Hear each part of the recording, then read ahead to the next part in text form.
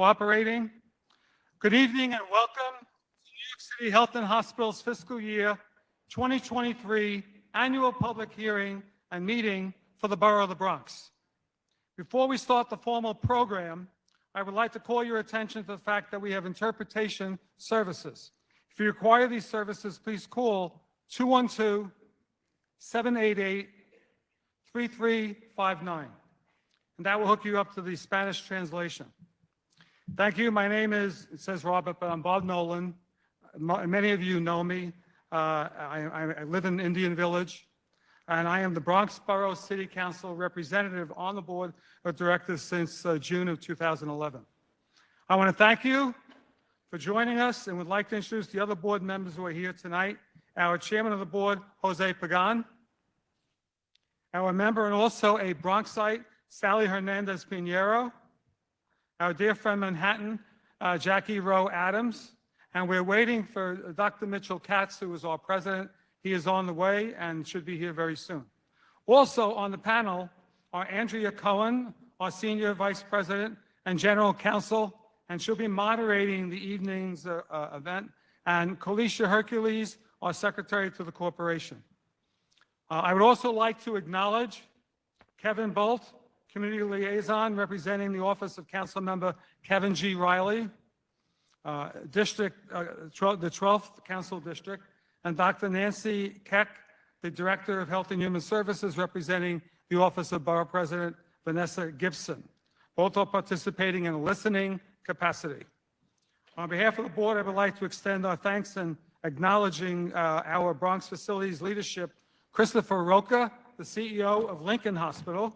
Where are you, Chris? Okay, Chris is with us tonight. We just said hello. Our own CEO here at Jacoby in North Central Bronx, Christopher Mastromano. Chris? Okay, thank you very much. And their dedicated staff for providing exemplary service to our public health system and the people that we serve. And to all of you who are here, thank you for your support as we strive to provide equal access to safe, affordable, quality care for all. Now I'll turn the microphone over to our counsel, Andrea Cohen, who will take on the proceedings from here. Thank you so much, Mr. Nolan. Good evening, ladies and gentlemen. Sorry, this is a more powerful microphone than usual. Just a couple of quick notes. I'm going to give a few comments about why we're here, the proceedings and the rules of the road, and then we will begin with speakers. When Dr. Katz comes in, we will interrupt the list of speakers. He will give his presentation on the plans and programs of health and hospitals, and then afterwards we will resume with scheduled speakers. Since a lot of people have come in since we last mentioned it, we do have language translation services available in Spanish. You can call 212-788-3359 for those services. So we are here tonight. This is the fourth in a series of 5 annual meetings that we conduct every year across the city's 5 boroughs.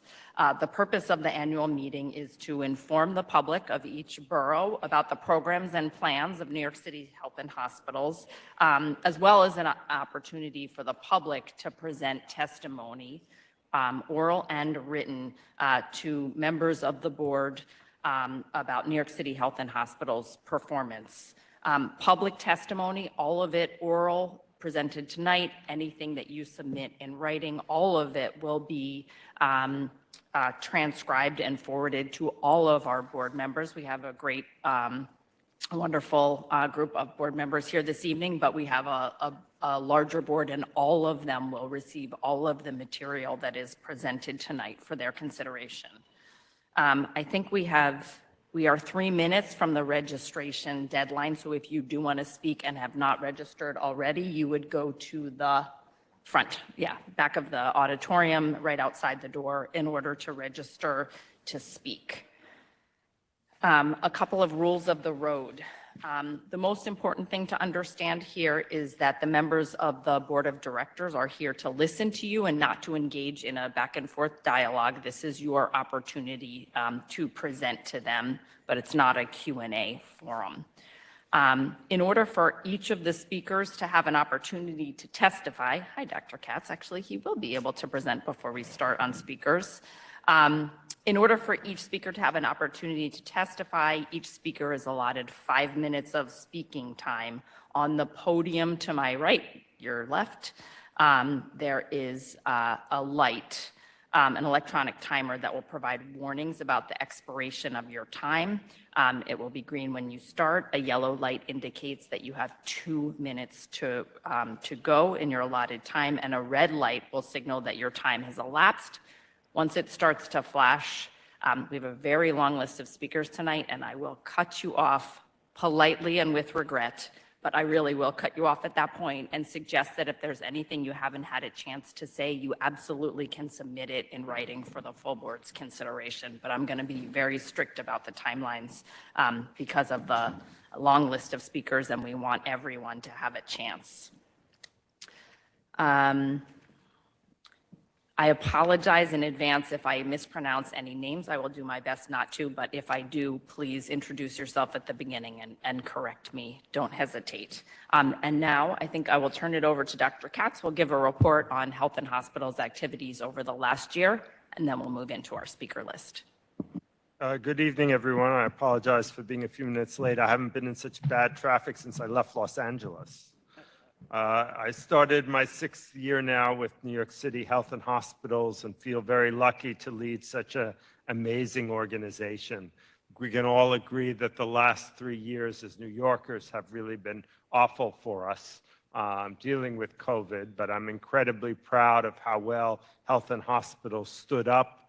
We were there to care for people when they were sick. We were there to vaccinate them, and we're still there to treat them with Paxlovid or other medications when they're sick. We ran the T2 operation, and people quickly learned that if you wanted a test done promptly, you went to the public sector. We also dealt with the respiratory syncytial virus and the influenza in the fall. We dealt with the Mpox vaccine, and we're now playing a critical role in helping to settle asylum seekers.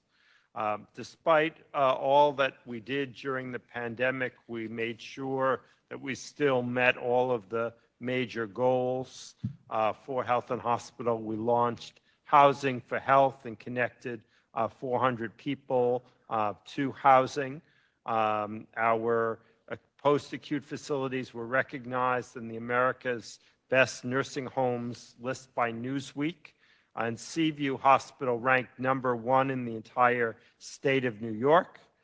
We opened our 3rd Gotham Health COVID Center of Excellence.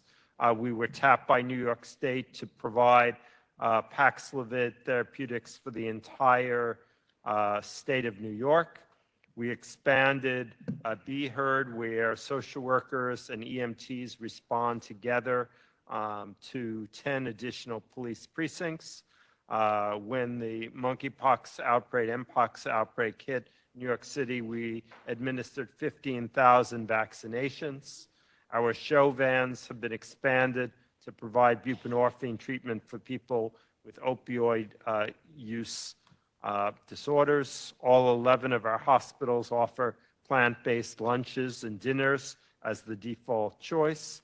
Our delegation of elected officials contributed $103 million to our facilities for a variety of important capital gains. We committed an unprecedented $747 million to minority and women-owned businesses. We've provided care to more than 9,000 asylum seekers. All 11 of our hospitals are baby-friendly. Our health plan grew to over 700,000 members, and our nurses achieved distinction at Kings County, at South Brooklyn with the Pathway to Excellence Awards, and Elmhurst and South Brooklyn, the Beacon Awards. In terms of local Bronx successes, our best in care and prevention of heart attack and stroke occurred here. at Jacoby in North Central Bronx and Lincoln for the AHA's Get With the Guidelines Award for our excellent care in these areas. Jacoby was named a surgical quality partner by the American College of Surgeons. This designation means that Jacoby Hospital has met the highest standards of surgical care by minimizing complications, improving outcomes, and saving lives. Jacoby Hospital also received an award of $10 million of capital funding through Council Member Marjorie Velasquez and New York City Council Speaker Adrian Adams to replace the hospital's hyperbaric chamber and expand hyperbaric medicine services. Councilmember Velasquez also awarded $286,000 to purchase new ultrasound machines, $500,000 to acquire echo ultrasound machines. These funds will help us acquire modernized, reliable equipment, and we are very, very grateful. North Central Bronx received the top teaching hospital designation from the Leapfrog Group, one of only 58 hospitals to earn this award this year. In terms of some of the great successes at Lincoln, they received $3 million from the 2023 Federal Consolidation Appropriations Act to provide important and needed improvements to the intensive care beds technology. The new beds have special features that make it easier for ICU teams to move patients safely and easily, and also to do in-bed exercises to improve strength. We're grateful to our federal representatives, Senator Majority Leader Charles Schumer and Congressman Richard Torres for their support and advocacy for us. The Lincoln Hospital community also gathered last summer to celebrate the 5th anniversary of Guns Down, Life Up, a hospital-based program to mobilize community partners and offer alternatives and resources to stop violence. From Gotham, our federally qualified health center network provides comprehensive primary care to children and adults all across our borough. Our centers are in Marsania, Tremont, Mott Haven, and Williamsbridge. In the last year, we expanded dentistry services, adopted palm vein scanners to improve registration process, and added new EKG machines in 3 clinics. Also, New York City Health and Hospitals and the New York City Department of Housing Preservation and Development announced Just Home, a project to house New Yorkers with complex medical needs after they leave jail. Patients with medical needs such as congestive heart failure, stage 4 cancer, and end-stage renal disease, which make placement in the city's homeless shelters unfeasible, will be eligible for this program. The project will also offer much-needed affordable housing with approximately 70 studio apartments and a 2-bedroom apartment on the Jacoby Hospital campus. Correctional Health Services, a division of Health and Hospitals, and the direct part of health care in the city's jail will identify patients based on clinical and other needs. Just Home will address their needs through intensive and on-site social services provided by licensed clinical social workers, dedicated peer workers, and specialists, as well as close access to the health services at Jacoby. The Fortune Society will act as the developer, manager, social service provider for the project. We know that stable, affordable housing is critical to our patients' health and well-being, and that supportive housing projects like Just Home can improve residents' health outcomes and prevent hospitalizations. It takes all of us to make health and hospitals succeed. Could not do it without all of you, our patients, patient advocates, community-based organizations, elected officials, and other members of the communities we serve. We thank everybody for being here, and we look forward to your testimony. Thank you. Thanks so much. Before we get going, I just want to recognize and thank Jackie Croson for being here in a listening capacity. She is Chief of Staff for Council Member Marjorie Velasquez. Yes, okay.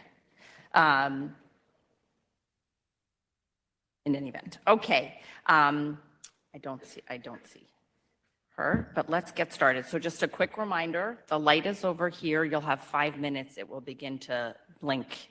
It'll turn yellow when you have 2 minutes to go, and at red, I will ask you to conclude immediately.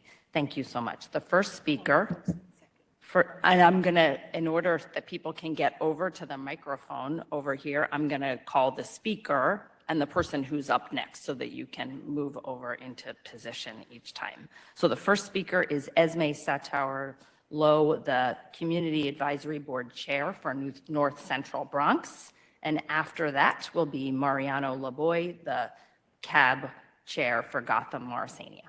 Good evening, Go right everyone, ahead. and Dr. Katz.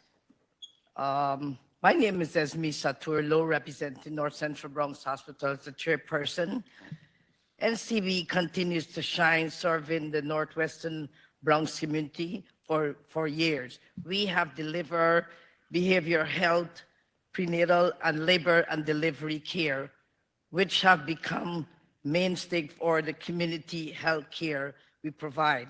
North Central Bronx Emergency Department was recently accredited as a senior-friendly geriatrics emergency department, and we were recognized as the top teaching hospital in 2022 from the Leapfrog Group, one of the only 58 hospitals nationwide to receive such a designation. Additionally, last November, Governor Kathy Hochul awarded NCB over $250,000 for the Abortion Provides Support Fund. We are proud of these recognitions and the patient-centered care we provide each and every day to all our patients, no matter who are you, where you come from, or your ability to pay. I would like to take this opportunity to thank Mr. Christopher Maschermano and Mr. Alfredo Jones and the senior leadership team at NCB for your commitment and improving healthcare in the Bronx. Also, thank you to the NCB members for your dedication and the community outreach for the Bronx. Also, the CAB members are very impressed. Thank you very much. Thanks so much for your comments. Mariano Laboy, the CAB Chair, and Judith Cutchin will be next. Thank you very much. Good evening. Welcome. Hello, Hospital Board Directors, President Mr. Dr. Cass, Mr. Nolan, Mr. Pagan. My name is Mariano Laboy. I'm the chairperson for Morrisania DFT, Gotham Health. Welcome to the mainland. You know, the Bronx is in the mainland. Welcome. Welcome to this beautiful county. First, join us at Morrisania in celebrating our 50th anniversary, and we've been providing quality health care to very poor neighborhood. We want to see you there when our ceremonies start going on. During those 50 years, Morrisania has excelled and has won many awards by demonstrating that quality healthcare has no boundaries and no levels of income. Morrisania has gone through, during those 50 years, a transitional leadership. However, presently, we at Morrisania, we have the biggest asset, and they are Dr. Jeremy O'Connor, our medical director, Mr. Joaquin Santos, deputy director, Cristina Guimares, Vice Relationship, Capillation, Mr. Sajedo Ranjara, Plant Tree Care Manager, Mr. Rafael Dominguez, Director of Community Affairs, our doctors, our nurses, our staff that's eager to know. We've been providing excellent services to our community. Morrisania leadership team has performed beyond expectations for the betterment and the well-being of our community, and we at Morrisania in our community, we are grateful. In our community relation committee that I did in May the 2nd, we reported many accomplishments and our need. However, there is one issue that we will continue emphasizing in Morrisania is capital improvement.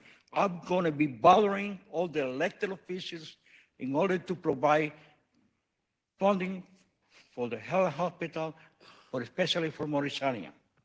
Morrisania Community Advisory Board have a commitment with our community. We're going to work hard in order to accomplish the best services to our community. But no, however, we must ask as citizens of the Bronx, we have to get involved, and the involvement is get involved in voting. Ladies and gentlemen that live in the Bronx, Do you know that the participation of the Bronx resident was the lowest among the 5 boroughs? But the only 10% of the Bronx residents participated in the 2022 election. That's nothing compared. We have to get involved. How can we go to the borough president office and ask for funds when they say only few people don't vote? Get involved. We urge you, all of you, to get involved. Voting in any election, whatever the political affiliation is imperative. It's very, very important. As a citizen of the community of Morrisania, I'm going to be working hard in order to bring the best services to our community. We are outdated, believe me. I've been there and I see it. We urge you to help us. And once again, all directors, residents of the Bronx, we are invited to participate in our 50th anniversary. We want to thank you, the board of directors and all the residents of the Bronx, for listening to me. Thank you, and my name is Mariano Lavoy. Thank you. Thanks so much for your comments. Next speaker is Judith Cutchin, First Vice President of the New York State Nurses Association. Not here. Okay. The next speaker then, thank you, to my friends in the back, Bimbla Felix, a social worker at Jacoby, and after that will be Savita Jones. So, Bimbla Felix.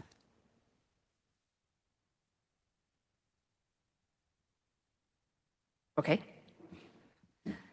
Savita Jones, a nurse at Jacoby from NISNA, and after that will be Crystal Sims, nurse practitioner at NISNA, with NISNA at Jacoby.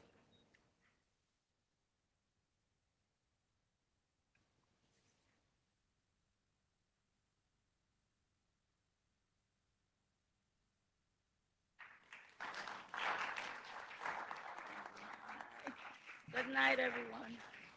Nice to see you again, Dr. Katz. I saw you a couple years ago.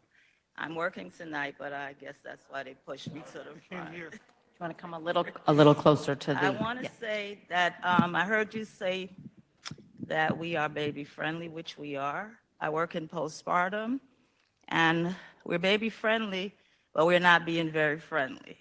We don't have adequate staff, and when we do get staff, they don't stay.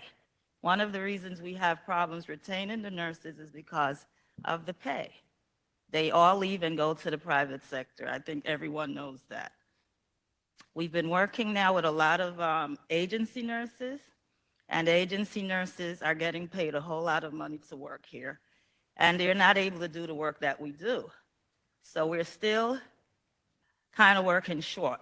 Most times it'll be myself and a regular nurse and maybe 4 or 5 other agency nurses. We have a nursery or a couple nurseries, well, baby nurseries. We have the regular floor, and one of us will be in the nursery, one will be on the floor. Whereas before we used to close down the nursery, and we closed down the nursery, and the 2 nurses would have to come to the floor. You know, it's very hard to work like that because sometimes we wouldn't even get a break. We can't have one nurse off the floor and one nurse on break. We need to have at least 2 nurses on the floor, or one in the nursery, one in the, on the floor. I think we have to reconsider. I don't even know why we're really still talking about the pay scale, because we all know that we cannot retain nurses and compete with the private sector with the amount of money that we're paying. They just won't stay. These younger nurses don't want to hear about a pension. All of our benefits are changing, so things have to change. We really have to change, even in the nursing homes. It's pitiful. I'm afraid I'm going to retire soon, hopefully, God willing, but I'm afraid to get old and end up in places like this. There's nobody here to take care of sick people. There's nobody here to take care of sick people. My sister died in this hospital, in this emergency room, because of staff, and I could barely get her medication, and I work here. People that work here, there's not enough staff on the floor. And then getting the agency nurses is a help, but it's not enough. It's not enough. They're not vested like we are. I'm going to be here 22 years, and I come from the private sector. It is a whole different thing than when I first came. It's a different thing. The morale is low. I just really want to get out of here. I just really want to get out of this place. This is how I feel today. You know, I'll be 62, but I'm not going to stay here longer than 62. I can't keep up. It's just usually myself and another nurse. And sometimes we're being pulled to some other area, the labor area, because they have issues too with permanent staff. They're working with agency staff, you know. So this is all I have to say for now. So thank you for listening. Thank you. Next speaker is Crystal Sims, nurse practitioner representing NISNA at Jacobi, and after that will be Al D'Angelo. Good evening, everyone. Welcome to my home. Jacobi is my home away from home. Today makes my 17-year anniversary to the date. 21. Don't think I'm older than that, but you gotta know that. I've grown here as a nursing student in the ER, as a PCA, to a staff nurse in med-surg, critical care, peri-op, and now as a nurse practitioner in outpatient medical oncology hematology. I'm proud to work with my nurse colleagues and to be part of the history here. Does anybody remember when the chiclet factory burned down in the late 90s? The care that we gave to Dr. Betty Shabazz, who had visits from Maya Angelou and Coretta Scott King right here on this campus. I stand here today in fear of the future of our public health system because of the nurse staffing crisis. H&H has always had a large nurse vacancy rate due to low salary, but now it's worse than ever, a 25% vacancy rate. We know that the COVID pandemic has made it worse, increasing nurse burnout, diminishing our morale, and affecting care delivery to our patients. Travel and agency nurses filled staffing vacancies. However, the continued overuse of temp travel nurses hurts staff nurse morale because they make more than double our salaries, including fringe benefits. They have greater control of their schedules and do not always provide the same expert care to our patients. We show them respect, but we feel disrespected by the city because our loyalty is not rewarded with fair pay.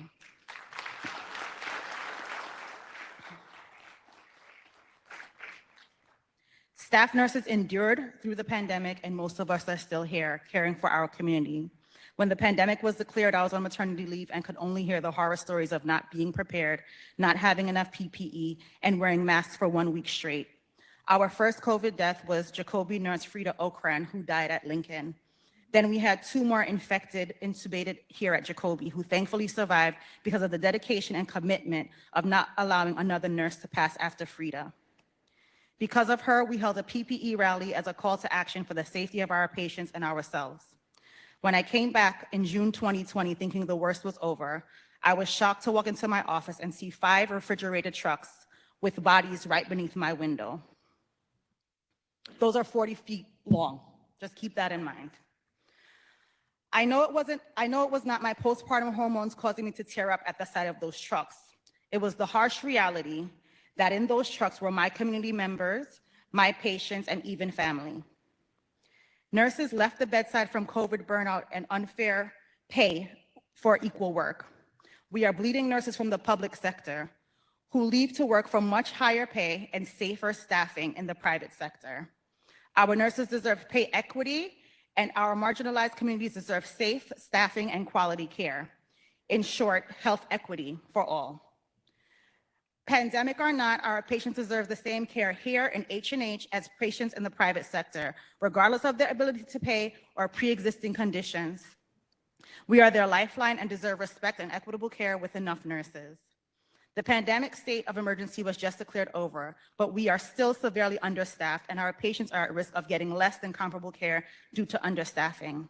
For me, working in medical oncology hematology, and patients with possible chemo side effects, they just don't want to go to the ER because they're afraid of the long wait times. The sickle cell patient will call me and tell me about their wait times for pain medication and how they felt ignored and untrusting of the healthcare system. We are already faced with the stigma of care for sickle cell patients and our community. All of our patients, no matter the disease, color of their skin, or insurance, deserve stellar treatment, compassion, and empathy, no matter what hospital they go to, as a matter of health equity. As the largest public sector healthcare system in the US, in the richest city in the world, health and hospitals must do better. Settle a fair contract with nurses with fair pay so we can retain nurses, lower outrageous costs of travel nurses, and achieve safe staffing for our patients. Our patients cannot and will not receive health equity until nurses have equal pay. Thank you. Thank you for your comments. Next speaker is Al D'Angelo. He's the president of the Morris Park Community Association. And after that is Irene Estrada.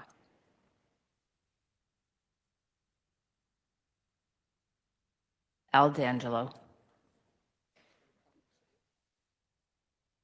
Why don't you skip him for now because he's in the building somewhere. Okay. Good evening. Okay.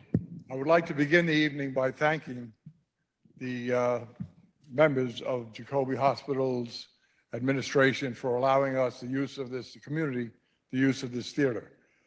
We've had movies for children. We put on shows for the community. So I want to thank them for their outreach to the community. I also want to thank them for being available for us anytime we wanted someone from Jacoby to come to a meeting. They were always too willing to come and to service the community. So that being said, I ask you to listen to the voices of the community when it comes to the Just Homes proposal.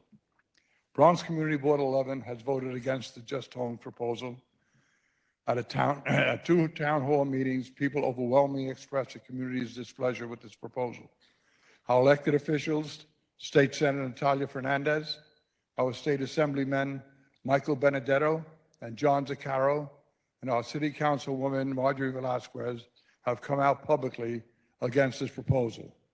Many of the same elected officials who fund HHC. Many of our community associations, some of them are here this evening, are also against this proposal and have voiced their opposition. As Bronx residents, we are working to enhance the lives of the people living in our borough. The Bronx is the poorest, the least educated, the least healthy borough in the city, and the Bronx leads all other boroughs in crime. How does this proposal help our borough? We have more homeless shelters than any other borough. We have more group homes than any other borough, yet we are fourth in population. The other borough that's smaller is Staten Island. Most of the residents in our homeless shelters and our group homes come from other boroughs. Does this help rejuvenate the Bronx? It's time to bring programs to the Bronx and this community that will enhance the lives of its residents. We need an early childhood daycare program so our nurses and our residents have a safe place for their children while they are at work. We did have a program here at the Van Etten building. We had 125 students in the early childhood program, which was very popular with the nurses and the doctors here. But when the building was purchased by Montefiore, the program was scrapped. Affordable housing for our seniors. Many of our seniors are on fixed incomes and would like to remain in this community but can't afford it. Our veterans are in need of housing and veteran services. Many homeless are living in shelters. Many of our veterans are homeless and living in shelters. 20 veterans a day commit suicide. They deserve better. The Bronx leads all other boroughs in infant mortality. 5 in every 1,000 births end in death. Just think how devastating that is to a parent to lose a child. The Bronx is in desperate need of a prenatal facility. You can help our borough with some of the projects I mentioned. You asked our community for input, you have it. What now are you going to do with it? Do you ignore this because it is more lucrative, or do you work with the community to forge a partnership that will be beneficial to the residents of the Bronx and make Jacoby Medical Center a true partner in the community it serves? Thank you. Thank you for your comments. Thank you. Next speaker is Irene Estrada. She's a representative of Mothers Against 1900. Is that right? And Good the next- evening. And I'll just say that, if I can just say the next name, Ronald Colangelo after that. Thank you. God bless you Go guys. ahead. Thank you for coming. Mothers Against 1900 have been on top of this issue from the very beginning. We are not going to surrender. We're not going to quit. We're not going to compromise. We are asking HHC to stop the plans of 1900 Seminole to bring formerly incarcerated, for the reason that we have 5 schools and children across our communities and the other side of Pelham Parkway that will be affected by this. Our first issue is public safety. You give the community a women's clinic, children's clinic, housing for seniors and veterans with medically complex issues. We visit many of the projects across the city and Pelham Parkway and Throsneck in this district. We have many veterans and seniors that live in mold-infested, rat-infested, no refrigerators, no stovetop, and you want to go ahead and get formerly incarcerated studios? Move my seniors to 1900 Seminole. Move our single parents who need a place to live in 1900 Seminole. How dare we put other people's place first when we have our very own citizens in our community that are crying out for help for years and for decades? We must stand here for those who have been fighting the war for years. I am a war veteran's daughter. I will not stand here and say that whatever this plan with HHC and Just Homes is correct. Housing seniors and veterans is very important to me. This is close to the 5 schools. There's 174,000 residents in our district, 13 districts, and only 5,000 will show up to vote in the primary. There is something wrong with that picture. You have to be accountable for what's going on right now. Get out of your comfort zones and get out to the polls on June the 27th and vote them out. They don't care about you. They never have cared about you. And it is our responsibility as American citizens to use the Constitution and the resources to work for our district. Give each community what they want at the particular time. Nurses need more money and they need more pay. She said that we have shortages. Police, emergency, and emergency services. The programs become overwhelming stress to the community, law enforcement, parents, and the concern of our safety for the elders and for the children. Since the beginning of this issue, we have protested, car parades, meetings, elected officials who met with me while others hide. Speaking to the mayor's office, Fortune Society, and Just Homes, and all that have been involved, we have called to action our district to fight this project because Jacoby Hospital, HHC, should understand that this is not what we want at 1900 Seminole. Why do you always find money for projects that are against the quality of life of our community?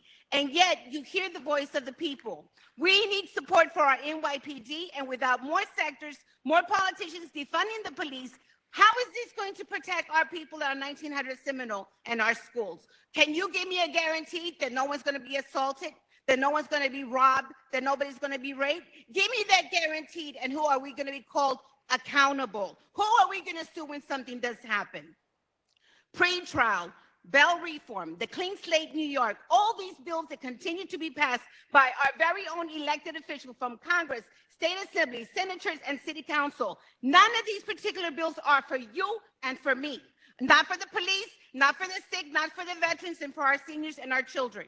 So I am here to tell you, as president of Mothers of 1900, we say no, we're not going away, we don't surrender, and you have to understand something. Every single bill that has been passed with this legislation and progressive and socialist, every single bill that has been passed, New Yorkers are angry because every criminal has more rights than we do, more rights than the veterans. Explain that to the people. Explain that to us. You say, come and speak at HHC, and everybody has 5 minutes. But you cannot stand here and say, I have to watch what I say. I have to watch who I offend. I have to watch who I insult. You have the freedom of speech. We're protected under the Constitution of the United States. You speak your piece. You speak your mind. Because me as an activist, am not going to train all our district and our community to stand here and keep taking the abuse from the city, abuse from our elected officials, and we need to vote them out. Anybody but Marjorie Velasquez, anybody that comes against us is not a friend to our community. And I will stand here and tell you, as a clergy for the NYPD and for the 49th precinct, I will stand here and say that if you continue to defund the police and continue to bring all these migrants You're overwhelming and overstressing our communities. You worry about mental health? I will Okay. stop here. You will Ma'am. worry about mental health? Please This is complete the your issue. remarks, and you can put All these anything in people writing and here, give it all to the these board. people Thank you here very are much. under mental health. Thanks for your comments. Thank you.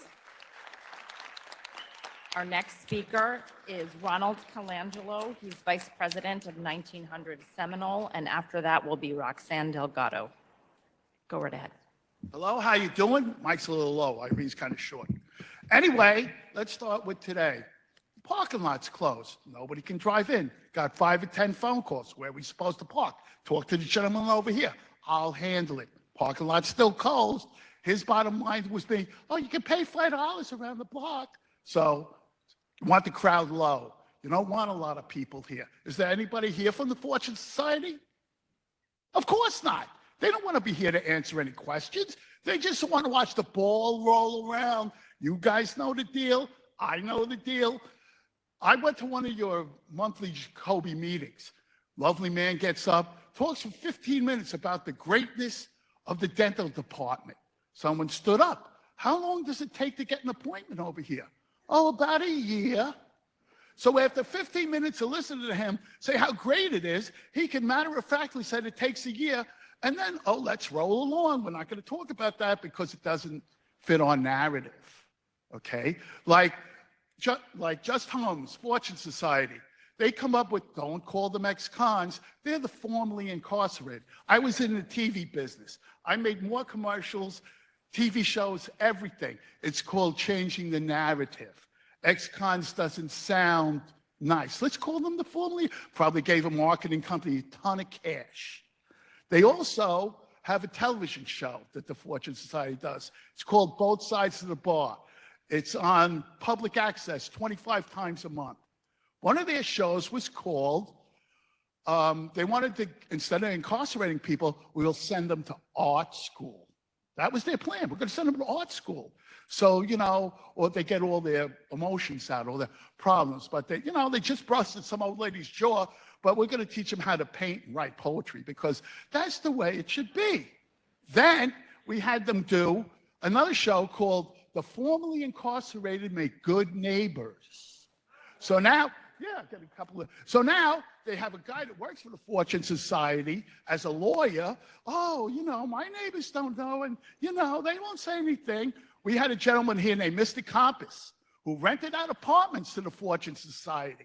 First group of people were good, no problems. The second guy moved in was a terror, assaulted his wife. And who got yelled at him? Oh, you know, he assaulted my wife.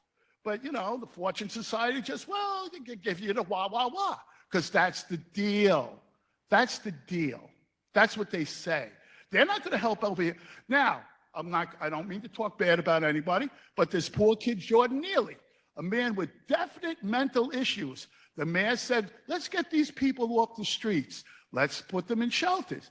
No, well, you know, you're infringing on their civil rights. When we asked the Fortune Society who's going to be in this building, they say the same thing. So now I'm outside watching my neighbor sweep the steps, and somebody in the same mental condition as Jordan Neely runs up on her, flipping out. So what am I supposed to do? I know you're all going to say, call the police. So this ain't Star Trek. They're not going to hit a button and they're going to appear.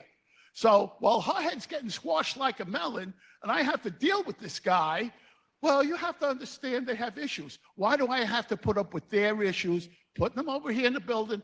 I live on Seminole Avenue. My mother and father bought that house so she could work to Einstein to work midnights as a nurse. Now, if she was still alive, walking to the hospital at midnight, how safe do I feel? These people are going to have free roam of the neighborhood. They're really not in jail, so you can't really, so in other words, they can wander around all they want, do whatever they want, and if something happens, I'm going to get, oh, well, we're really sorry about that. We shouldn't have to worry about living in our neighborhood safely because you guys decided, oh, they need somewhere to stay. If you want to do something to help these people, send them someplace upstate, a field, a stream, cows, horses, so then this way, their problems that they have, they're not going back into the same environment. The guy, Jordan Neely, was arrested a number of times. What happens? They let him go. It's called recidivism or something, where people that are arrested constantly, after they get out, they go back and commit crimes again. That's what it's, I might have said it wrong, but that's what happens because they don't have an opportunity. They don't learn anything in jail. They don't have a future when they get out of jail. So they just go back to what they were doing because their minds aren't changed. Their lifestyles aren't changed. You just throw them right back where they are. Now, you're going to have guys over here. Where's the closest methadone clinic around here? Blocks away. Sir, would you please conclude your remarks? Your Okay. time has expired. Methadone clinic's blocks away, so they're going to walk over there and do what they got to do. So, Thank you so much. again, Thank you. this is a bad idea. Thank you. Next speaker is Roxanne Delgado, founder of Friends of Pelham, and after that is Efren Gonzalez. Hello, evening, HAC board. Sorry, I was not able to prepare anything in advance. Friends of Pelham Parkway founder. We were founded in June 2017 to address environmental and social justice issues. I was also a partner with the Test and Trace program. Since 2021, we have given out over 12,000 COVID-19 tests. Just this year, we gave out over 2,500 COVID tests until the program was discontinued. So thank you for providing us with the resource to keep our community safe from COVID-19. We also gave out boxes of face masks and sanitizers. Also, I'd like to give you some good news. I made a complaint with the Department of Justice regarding the lack of ADA accessibility on that crosswalk from Pelham Parkway South on the north side to Seymour to the westbound 12 bus. Thankfully, Parks Department has a capital project pending that will address that, will make that ADA accessible, so more people will have access safely to the hospital. Lastly, I'll continue.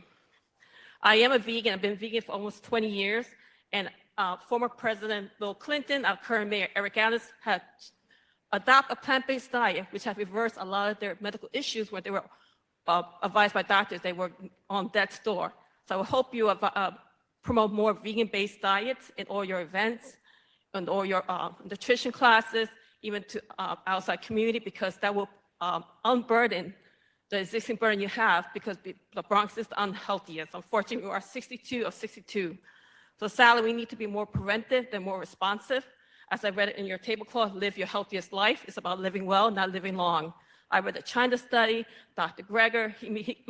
I gained some weight from COVID-19, but thankfully, due to the plant-based diet, it has really improved my livelihood, my energy, and mentally, I feel much better. Let me continue. Like I said, I didn't prepare anything in advance. There's going to be finally animal shelter. It's going to finally be opening in the Bronx, our first animal shelter in the entire Bronx. Thank you. For too long, we've been burdening other shelters with our animals abandoned. Being that the Bronx is the poorest, people unfortunately are evicted, can't afford to keep their pet, or they're just bad pet parents.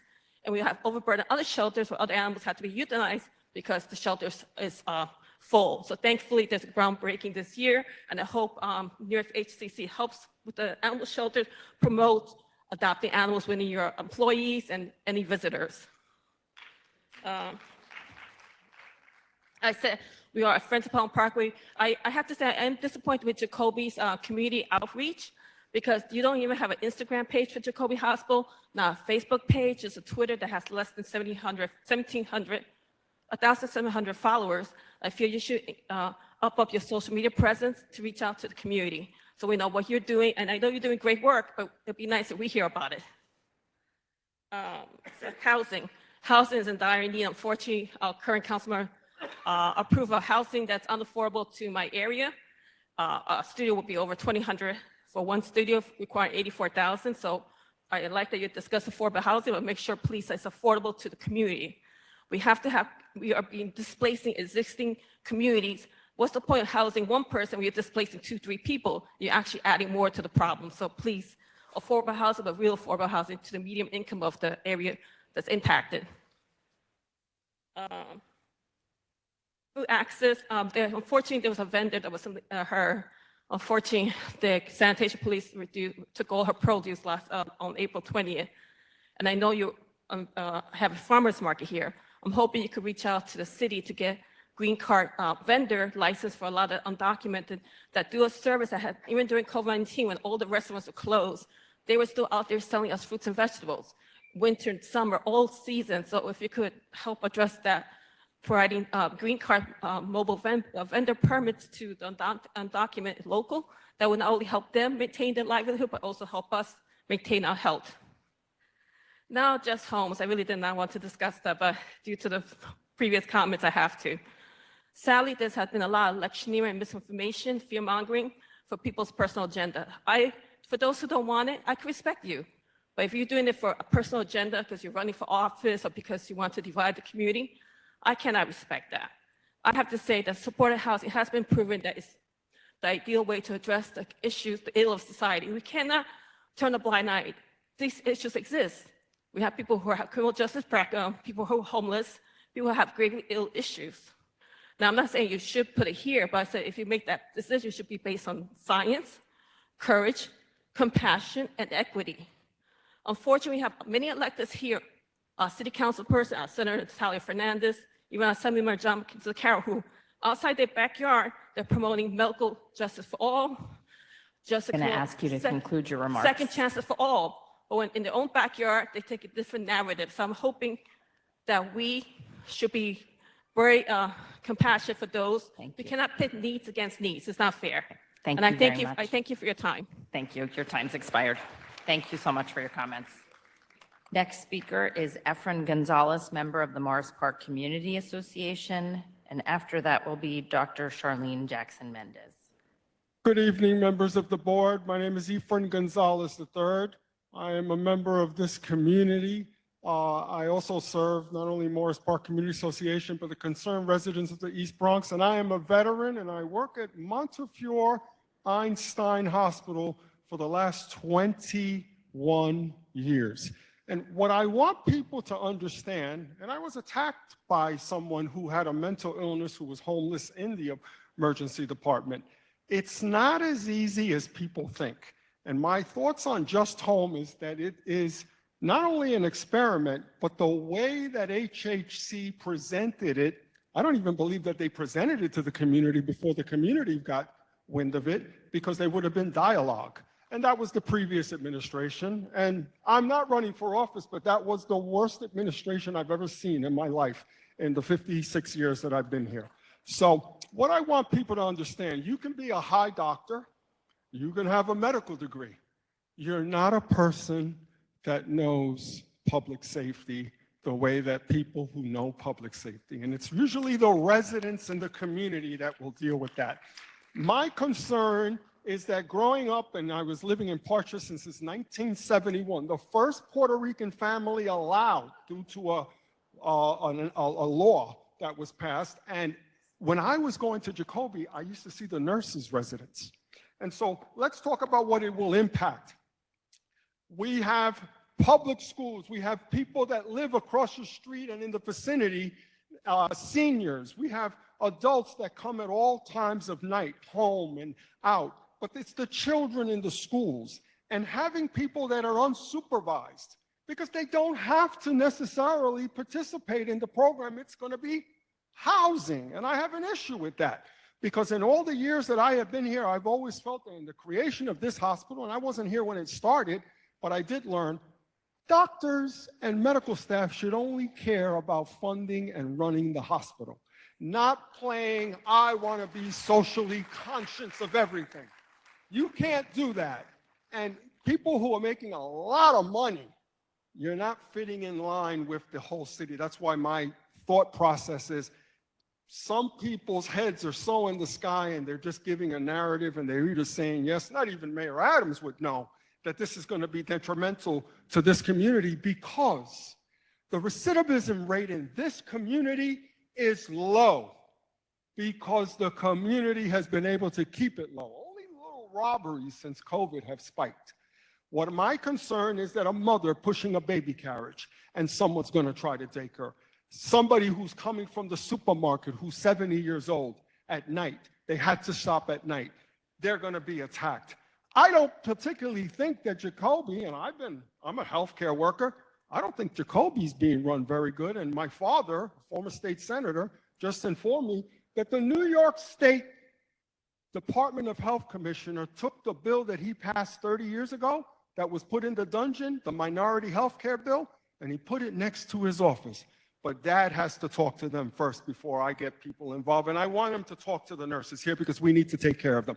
In closing, I believe that less patients will come to Jacoby if Just Home goes there, and the hospital will lose money.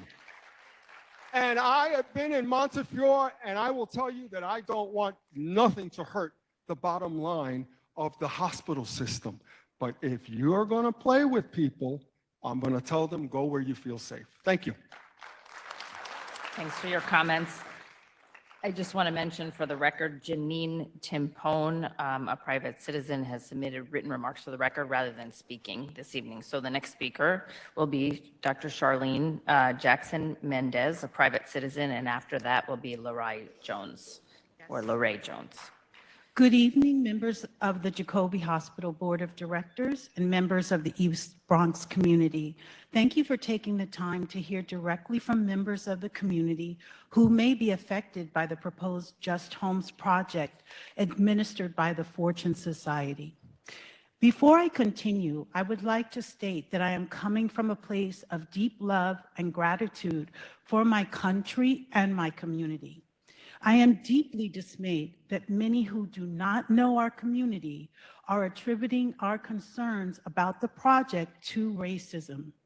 This is part of a cruel game that uses the tactics of racial divisiveness and identity politics to dissuade members of the community from asking reasonable questions about the project.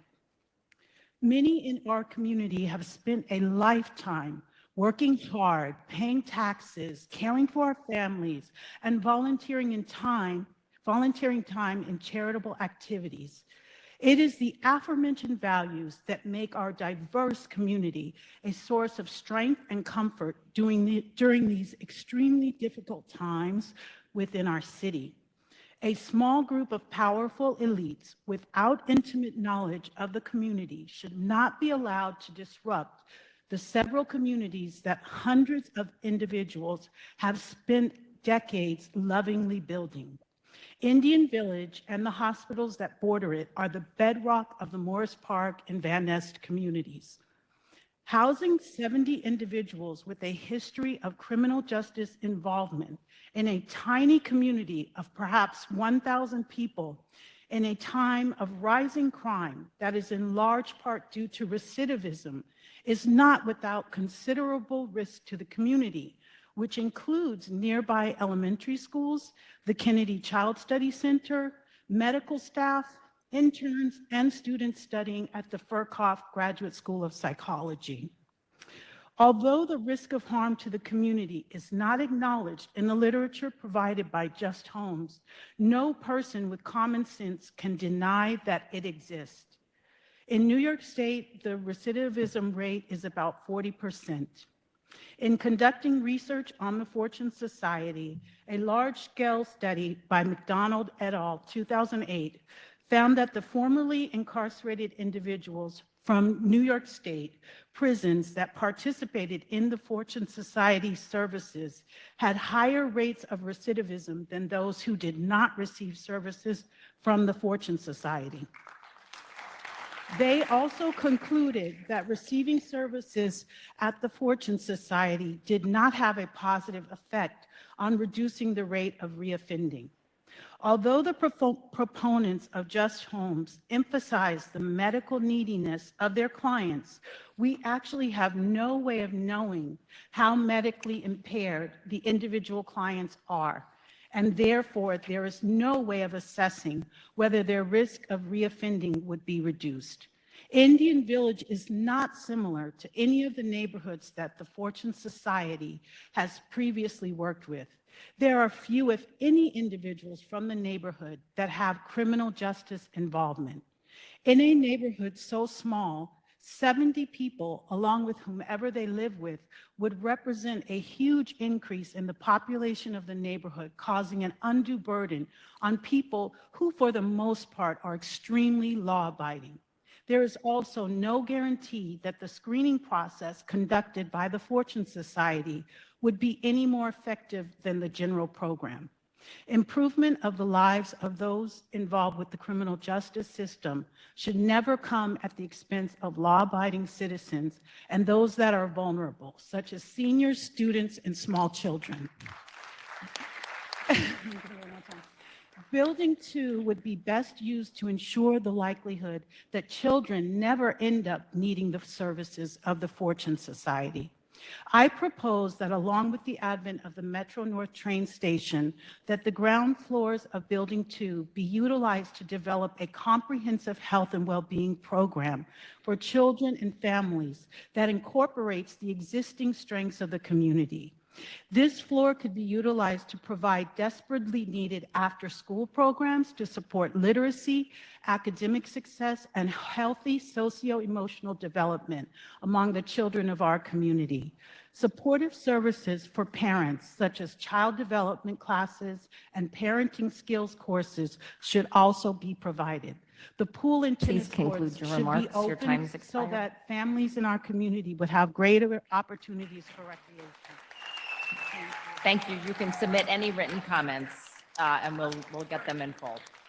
Thanks for your comments. The next speaker is Larai Jones, a private citizen, and please correct me if I pronounced it incorrectly. And after that is Phyllis Basilone. Larai Jones. Okay. Phyllis Basilone, a private citizen. Are you in the room? Okay. And after that is Lisa Di Tommaso.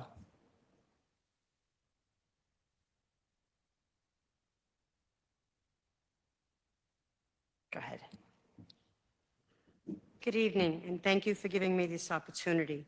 My family has been residents of the Morris Park Indian Village community since the 1930s.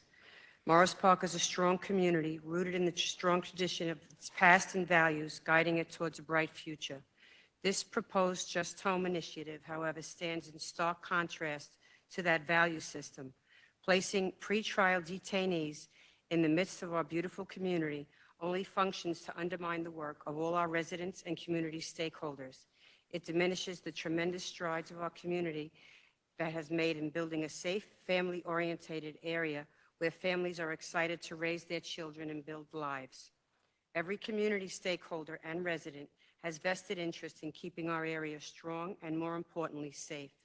We are a community boasting of the diversity the great state of New York and city has been known for, but it also is an area with low crime, good schools, great mom and pop businesses, and strong real estate.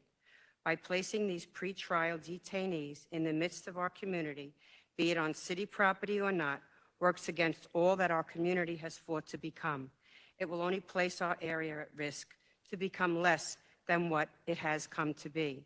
It will diminish home values, force young families to consider relocating, and make small businesses, young professionals, consider starting their careers elsewhere. In today's day and age, those are the people we want to attract, not push away. Those are the people who will help Indian Village maintain the path towards excellence, safety, and maintaining its strong tradition. To consider placing these pretrial detainees in our midst is an insult to the values we stand for. With our appreciation for our rich history and the community stakeholders who built our great community, we should instead be looking to place subsidized senior housing on New York City property. In today's economy, and with inflation rates at all-time highs, our elderly and senior community, the bedrock and community builders of Morris Park and Indian Village, are being priced out of their homes and apartments. They are struggling to make ends meet on Social Security checks and retirement funds. Yet when given the opportunity to choose a population to provide support to, our local politicians selected incarcerated individuals, not those who have made our community what it is. We owe it to our elderly and senior population to support them first, not to turn a blind eye to their plight and make them struggle on their own. They are the ones who helped make us strong, and they are the ones we should be seeking to support, rather than the individuals who have made choices that put them on the wrong side of the law. As a community member, I see the Just Homes initiative for what it will bring to our area. Only harm, and a group of people, law enforcement and residents alike, have worked to eliminate from our midst. Instead of helping those, we should first help those who came before us, have obeyed and lived by the laws of the city and the country, and are in a time of need now. Senior housing is something that is grossly overlooked in the city of New York, and it's a shame. There is a senior housing building in City Island, and the wait time is years. Is it fair to our seniors to just throw them away and fend for themselves? Most of them do not have any family to care for them. Many of them do not have any children or who have children that do not live near them. Many of them suffer from loneliness. It is a fact that loneliness and social isolation in older adults are serious health risks affecting a large portion of the senior citizens, putting them at risk for dementia and other serious medical conditions. 5 million senior citizens suffer from Alzheimer's, and 1 in every 3 senior citizens struggle to meet their basic needs. Why not consider senior housing with community areas so they could socialize and pass the time of day instead of watching a clock to see when their empty day will be over? Shouldn't they be factored into the city's budget? Shouldn't they be given the same consideration, if not more, as incarcerated individuals? Senior housing is desperately needed and should not be overlooked, and it is about time that it is made a priority before providing housing for pretrial detainees. Thank you. Thank you. The next speaker is Lisa Di Tommaso, a private citizen, and after that is Patricia Cambria. Go ahead.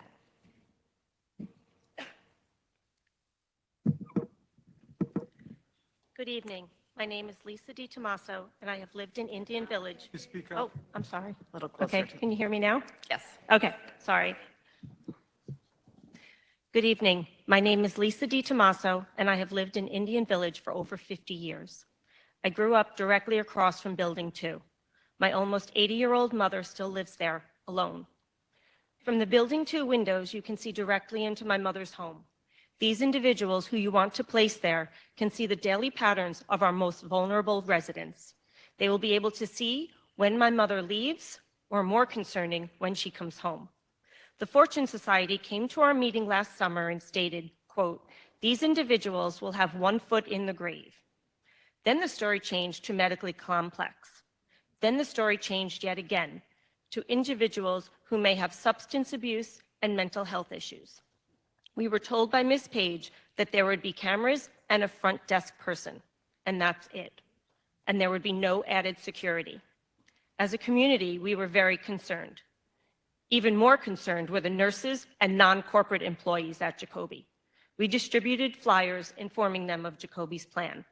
99% of the people we spoke to were against it and do not want this. They fear for their safety. They stated that Jacobi Security has their hands full already. However, they also stated that they are not allowed to voice their opposition for fear of retribution.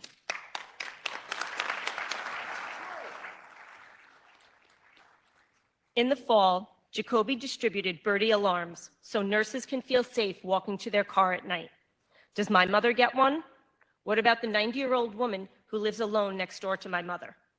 You plan to drop these individuals into our community, taking no responsibility for their actions because they will have signed leases. More than half of the people who commit crimes do so repeatedly, so this is a very real concern for us. I learned to swim in your pool. I learned to play tennis in your tennis courts and went sleigh riding down your hills. Jacobi was a good neighbor to Morris Park. Today, I cannot say the same thing. On a different topic,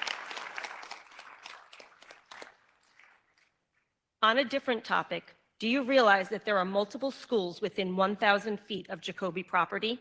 Directly across from Building 2 is a facility for developmentally disabled individuals and their families.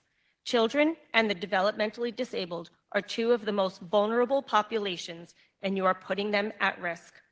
I see children walking on Pelham Parkway and Neal Avenue after school. We were told by Joanne Page that there will be no restrictions on who will be possible residents, but that there will be just a screening process. We were not told what that screening process is. How can you justify placing a pedophile in this building? How can you justify placing a rapist in this building? How can you justify placing a gang member who can coerce young children? On a personal note, I have a child with special needs who walks our dog every day. He is known to neighbors and is safe while he's doing that. How will you keep him safe if these individuals move in? And my last topic, what happens if these individuals no longer have medically complex issues or refuse treatment? They get to stay because they've signed a lease. So basically, it is permanent housing for people who may be violent offenders, sexual predators, pedophiles, and gang members. What if the pretrial detainee is convicted? What happens if they move their family in? Do they get to stay? Who is in charge of the eviction process, and what is that process? Why can't you make this building housing for another vulnerable population, like the elderly or veterans?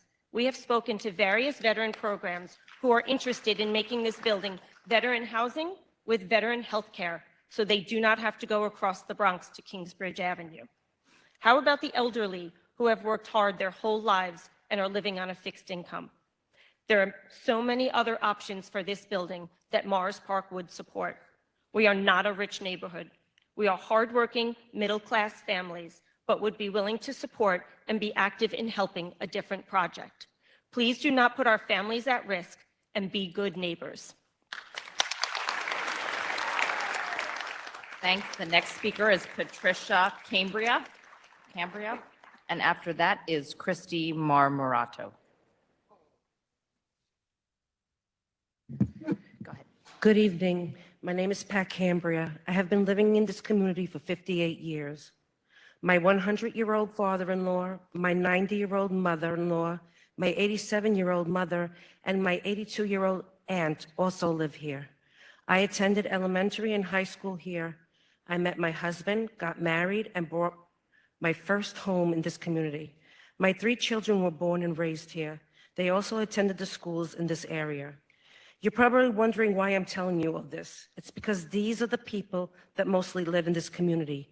They are the first, second, and possibly third generations living in either one home or close by so they can take care of their elderly family members. When I was growing up in this community, it was primarily Italian, Jewish, and Irish. However, in the past 20 years, it has become more diverse. Families of different cultures and religions have moved in. Our community has welcomed this change.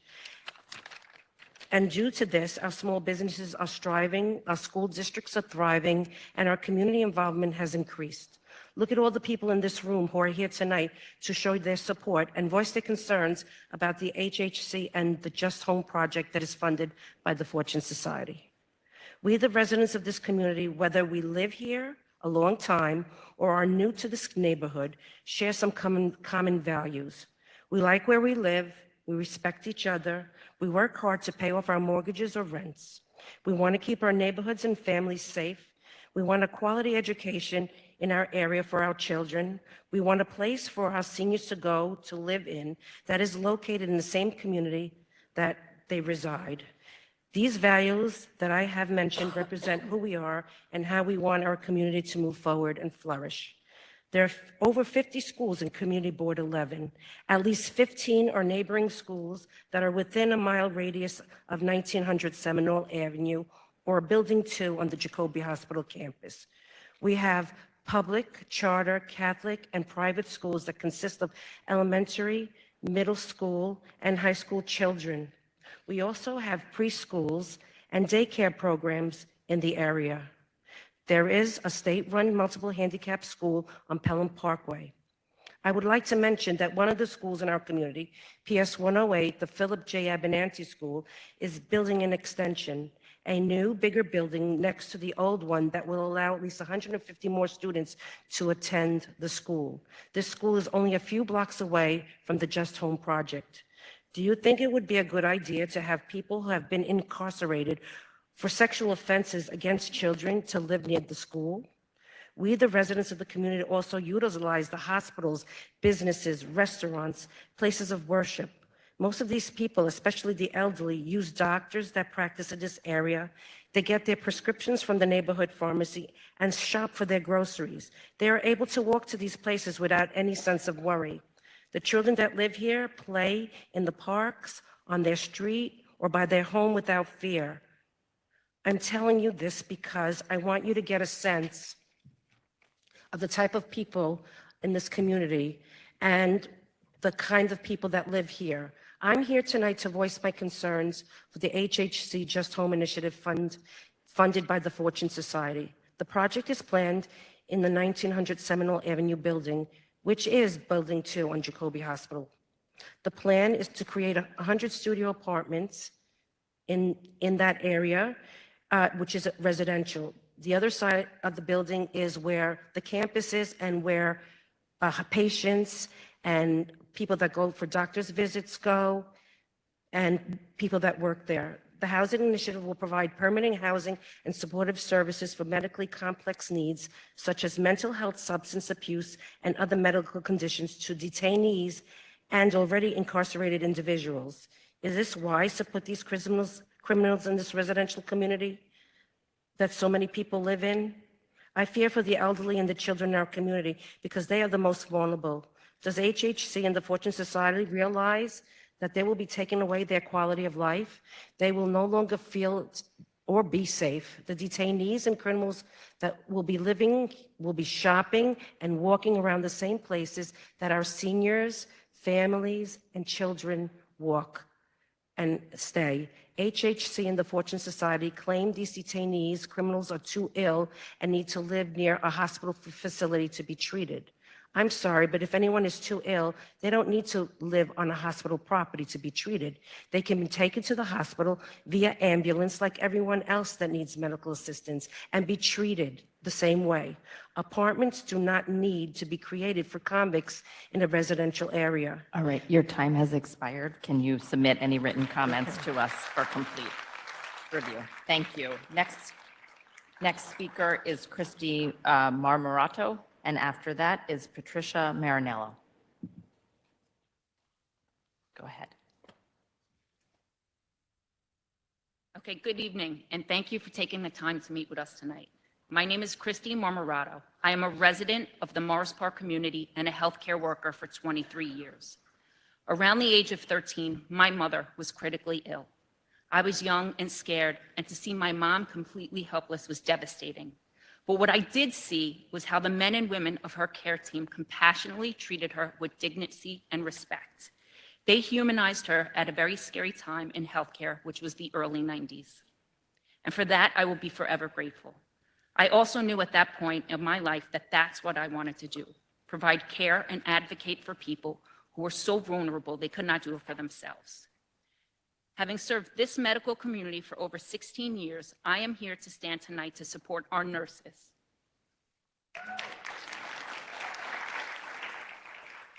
And that they should be fairly compensated for putting their patients' lives ahead of their own and that of their families. In addition, I'm here to advocate for their safety and well-being and the safety and well-being of my community because I am against the Just Home Initiative. While I understand the thought process and the good intention the Just Home Initiative is bringing, the Jacoby campus is not suitable for this location. Placing individuals from one institutionalized setting directly into another is unfair. This residential area lacks the necessary public transportation, supermarkets, and other various amenities that they need for the support for this kind of projects. When the Just Home Initiative was introduced to us, I found it odd and a little upset because you did not bring us to a table for a conversation. If you had, you would have known the other alternatives we could use this property for. My favorite is a place for senior living, a place where seniors can say goodbye to their large 3-bedroom rent-stabilized apartments that they can no longer keep up with, all while using the Jacoby facilities for their medical needs. Another one for this location would be housing of victims of crimes, not the people committing the crimes. Building 2 is a great location for a domestic violence safe house, a place where men, women, and children can leave their toxic environment and go somewhere safe until they can find more suitable and permanent housing, all while using the Jacoby facility where they can have mental health needs met and physical needs met as well. But rather than welcoming our input, you're proposing an experimental project that poses inherent risk and danger to your employees and my community. When Community Board 11 wrote a list of questions to Joanne Page and the Fortune Society, there were 2 things that stuck out to me. One of those things were when they were asked, how do you measure your success? Ms. Page answered, Just Home will provide residents with close access to health services at Jacoby and allow them for close collaboration between Jacoby medical providers and Just Home case managers. But residents will have the autonomy in making their health decisions, including, for example, attending therapy. I'm a healthcare worker. I believe in medical freedom, but now you have just turned your project into another homeless shelter. And we have enough of those in our community. Second part that stuck out about replying to that question was the prevention of recidivism due to new criminal activity conviction resulting in additional incarceration. So basically, with the way the law is set up now, these individuals can walk out of the building, continue to commit crimes, but you will still give them a lifetime lease. And that concept is absolutely absurd to me. And to say that I'm fear-mongering, it only diminishes and minimizes my actual fears and concerns, and that's not fair to me. So in your mission statement, it says that you are committed to promote and protect as both innovator and advocate for the health, welfare, and safety of the people of the city of New York. Right here, I have 2,951 petitions opposing your project from the people of the city of New York, okay? They're all there. So if you continue ahead with this project, you're taking a position that is contradictory to your own mission statement. And if you cannot stand behind your own mission statement, we will not stand behind you as a community. Thank you. Thank you. The next speaker is Patricia Marinello, private citizen. And after that will be Robert Press, a private citizen. Hello, my name is Patty Marinello, and I am a lifelong resident of Indian Village.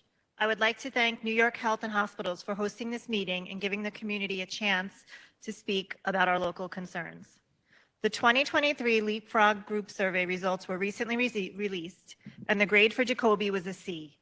There have been multiple malpractice suits throughout the years with significant financial settlements. One just recently settled for $80 million. NYH&H has stated that they are able to accommodate additional patients. The wait times can be up to 5 hours for patients waiting. NYH&H should be reviewing quality controls before they venture into new projects such as landlords. While we all can agree that housing is healthcare, we need to consider the present community and their safety concerns. NYH&H did not announce the Just Home initiative. Rather, it was leaked via Facebook by a concerned resident. Just Home is an innovative housing initiative that would provide housing for medically complex homeless New Yorkers after they leave jail. In 2015, Mayor de Blasio announced that New York H&H would be the provider for the correctional health services and transition it back to the city. Medically complex individuals, pretrial detainees, would be the main population for this experiment. I am interested in learning why NYH&H are making assumptions that these individuals would seek medical treatment at their facilities just because they are housed on hospital grounds. A prerequisite for treatment from Correctional Health Services is being held in custody by NYC Correction. Within days after the Just Home announcement, Fortune Society was selected as the developer without any community input. The self-stated mission of Fortune is to support successful reentry from incarceration, a worthy goal everybody can support. It is a very simple question and what would seem to be a very simple answer to provide. Does Fortune decrease the likelihood of recidivism, and if so, where is the evidence? Perhaps if the community received this information and there was some transparency from inception, there would be less anxiety in regards to this initiative. We are constantly being reassured that this will be a safe residency, that our elderly families, children, hospital employees, and patients will be safe. A press release from Darcel Clark has a quote from the New York City Department of Correction Commissioner stating, "Sadly, many of these individuals who come into our custody are already gang affiliated, and these affiliations can be a precursor to violence. I would love for anyone from this board to stand up, look me in the eye, and tell me that if anything tragic happens, they will take full responsibility." I would also like to highlight some key data points. Fortune Society's data is from 2008, which shows their services made no difference. Fortune Society is also advocating to eliminate the 1,000-foot residency school restriction for registered sex offenders. They are also advocating for incentives at the city and state levels to housing developers who agree to house people with sex-related convictions. Fortune Society placed Jason Hernandez, a level 3 sex offender, in a scattered site with young children in the residence. Google the story of Roderick Compass and see how Fortune managed one tenant. Can you imagine 50? New York Health and Hospitals has committed to create 650 units of affordable housing over the next 5 years, developing housing on hospital land. As a community, we realize that it is our civic responsibility to do our fair share. But why is the Bronx being treated differently than our other boroughs? Are there future plans to develop the property of Jacoby, which would result in eliminating the grass and trees on campus? We would love for Building 2 to be a housing for veterans, domestic violence victims, seniors, birthing center, or an asthma center. We are asking to sit down with a solution that isn't facing 95% opposition, but instead 95% community support. Thank you for your time. Thank you. The next speaker is Robert Press, a private citizen, and after that will be Lori Peterson, a private citizen.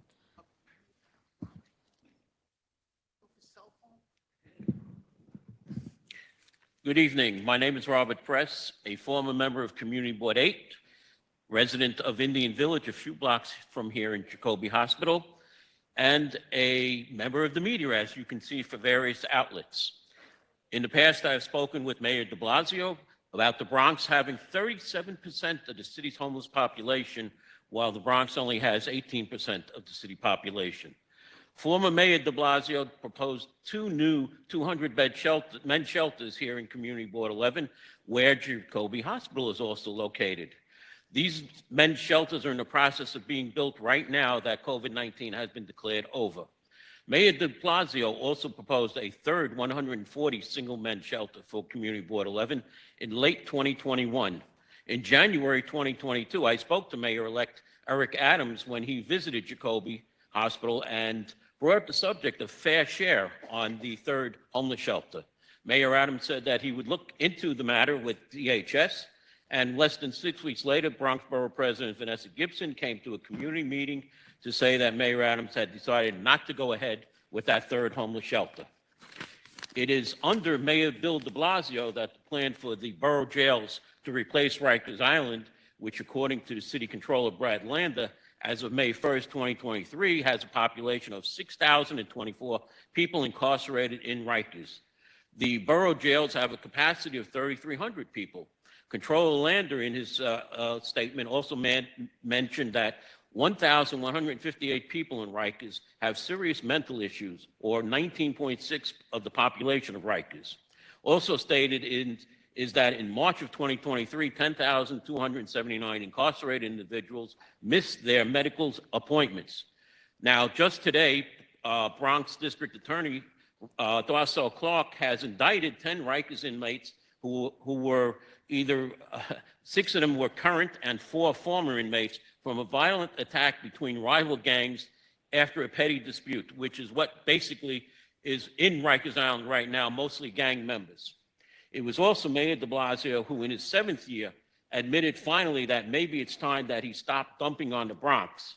But he didn't, as the proposal to house incarcerated people from Rikers Island, the infirmary, will be housed in 2 Bronx hospitals, North Central Bronx Hospital and Jacoby Hospital here. Building number 2 and more buildings, we hear, Dr. Katz, are to be built because there are 50 people every year that need medical care, and that's in your handout from June 8th. Let's see. HHC has 11 hospitals in New York City and 5 long-term care facilities, of which only 3 are in the Bronx. According to New York City's fair share criteria, the city cannot place all the medically complex people, just like they can't place all the prisoners in one borough from Rikers Island. So you cannot put these people in the 2 Bronx hospitals, but must fairly distribute all of them in all boroughs as the city jails are being built. As mentioned before, in the June 8th, 2022 presentation from HHC, I will not go over what the people's problems will be, but it was also mentioned in the September 2nd handout that it could be as little as diabetes that will bring these people to this area. Now, just home tenants are free members, as was said, of the community. They are no longer in custody, and the building is not a jail. Fortune will have staff sitting at the front desk of the building who will conduct regular rounds of the building and monitor activity from cameras. So in my conclusion, I will say to you that the Just Home project must be moved from Jacoby Hospital to another HHC location in a different borough, because putting it at Jacoby Hospital along with North Central Bronx with the unit, New York City is violating the fair share criteria by citing both of these units in one borough. And it will be a lawsuit that will be brought against the HHC and New York City should you try and attempt to bring it here into Jacoby Hospital. Thank you. Thanks for your comments. Next speaker is Lori Peterson, a private citizen, and after that is Samantha Zherka. Go ahead. Good evening. My name is Lori Peterson, and I live on Seminole Avenue. I would like to thank you for giving me the opportunity to speak at tonight's meeting. The topic is going to be about Building 2 on Jacoby's campus. The community found out about this experiment by a leak. No one officially told us. Someone sent it to someone who sent it to someone who finally, it leaked out. Okay. That will house Rikers Island pretrial detainees and medically complex justice-involved individuals almost one year ago. And since then, we have been very vocal on how we feel about it. Well, I feel it's time to listen to your concerned residents who reside here. When buying my home in 1998, we didn't think twice about our backyard facing Jacoby's property because we knew how quiet it was. That was when Jacoby cared about the neighborhood. When Jacoby had the tennis courts, the pool, and the picnics that we were all invited to.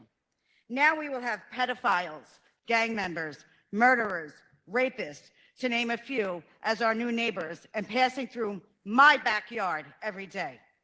It's bad enough that Jacoby can't keep their external surroundings clean. The brick wall has falling bricks, graffiti on it, kids hanging out on the beach chairs till 5 a.m. Where is the security to chase the kids away? If they can't get the kids away, what makes you think they're going to be able to control 70 or more people living and hanging out in that building and the streets around it? You say it's to help the people who need medical attention, yet they have the right to refuse any treatment that will be provided to them. I have a 22-year-old daughter and elderly parents who will not feel safe. Why should my elderly parents have to move to feel safe? This is their neighborhood that they have lived in for 47 years. We need to protect our senior citizens, one of the most vulnerable populations, and Indian Village has a significant amount of seniors. There are so many other options for this building, to name a few: veterans housing, hospital, domestic violence for women housing, or the one I love the most is an affordable housing unit for our elderly, who need it the most with the prices going up on everything. Our elderly need health care more than anyone else. Please start listening to the people who are going to be directly impacted by this experiment. Please start listening to the hardworking residents. Please just start listening. And maybe together we could come up with another proposal for this building that the community will be engaged in. So tonight, while you are home and with your children or on the phone with your elderly parents, take some time to think how you would feel if this was directly in your yard like it will be in mine. How you would feel if it was 200 feet from your parents' home or within walking distance of your child's school. Thank you for listening. Thank you. Next speaker is Samantha Zherka, and after that is Ms. Rochelle Mandina. Hello, everybody. My name is Samantha Zherka. I was born in the Bronx. I'm a member of the community. I'm here today to address the Just Home initiative by Fortune Society, AKA Fortune Seekers. This is all a debacle. These people are here doing nothing more than planting themselves one after the other in our community because we have a one-party rule in the state of New York and in our city. And I have to say, it's going to be a disappointment to many. This is the fault of the Bronx GOP chairman who fails to fill seats, who fails to bring good candidates up to run against Democrats. We have unopposed Democrats in city council race this year, which means our control or our balance of representation is not going to be there. We can shout all we want. They look like they have numb faces, you see. We're talking to people who understand that the power right now is in the hands of the Socialist Democrats. If you want to make a difference, then put pressure on the Bronx GOP chairman, who's more interested in nepotism and cronyism than he is in representing the Bronx County. He lives in Long Island, and he's dictating the outcome of each and every one of you here. I propose that trade school be the option here. We are failing our students. Our high school students are being passed out of high school with the 4th grade reading level.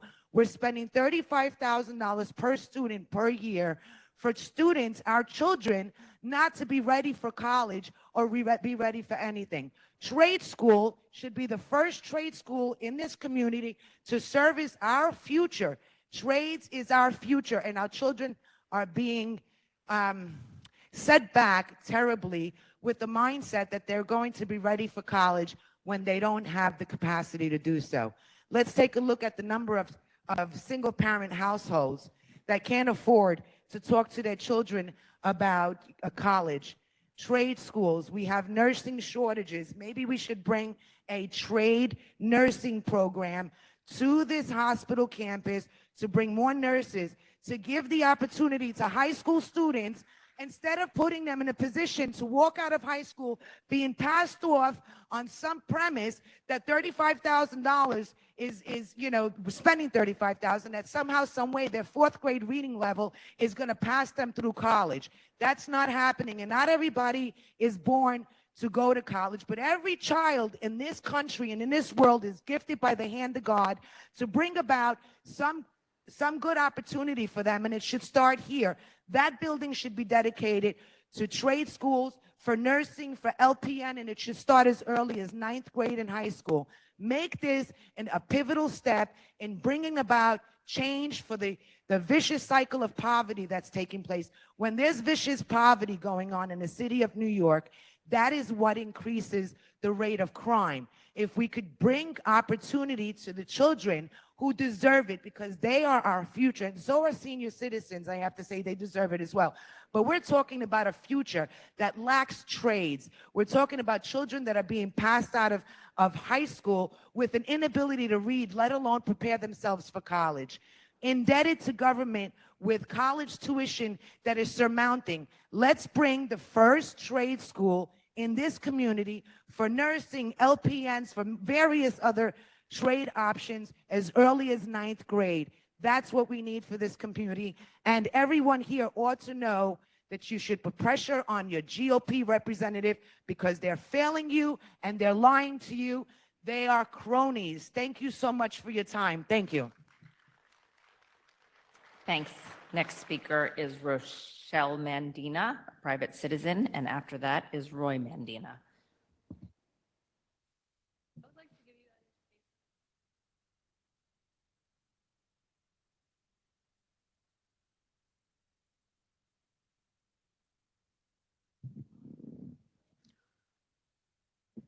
Good evening. I'm asking you to please hear us, all of us in this room, as if we were your moms, your dads, your sons and daughters, your brothers and sisters. If you didn't grow up in the Bronx, you won't get why people's neighborhoods mean so much to them. I can't really explain it to you because it's just something that's in our blood. Our generations have been here, and we have chosen to stay and raise our families. My 21-year-old daughter is friends with a group of 30 strong. Every block I walk down, when I'm walking my dog, I know people. I stop and say hello. I have built relationships and friendships that include life celebrations, sadnesses, and even vacations together. This is something you are literally about to destroy. We are New Yorkers. We are not built to just sit down and take what is given to us against our way of living. It took generations to build this community into the beautiful neighborhood that it is. We are hardworking people that pay our taxes, keep our streets clean, and make sure our children are starting off on the right path.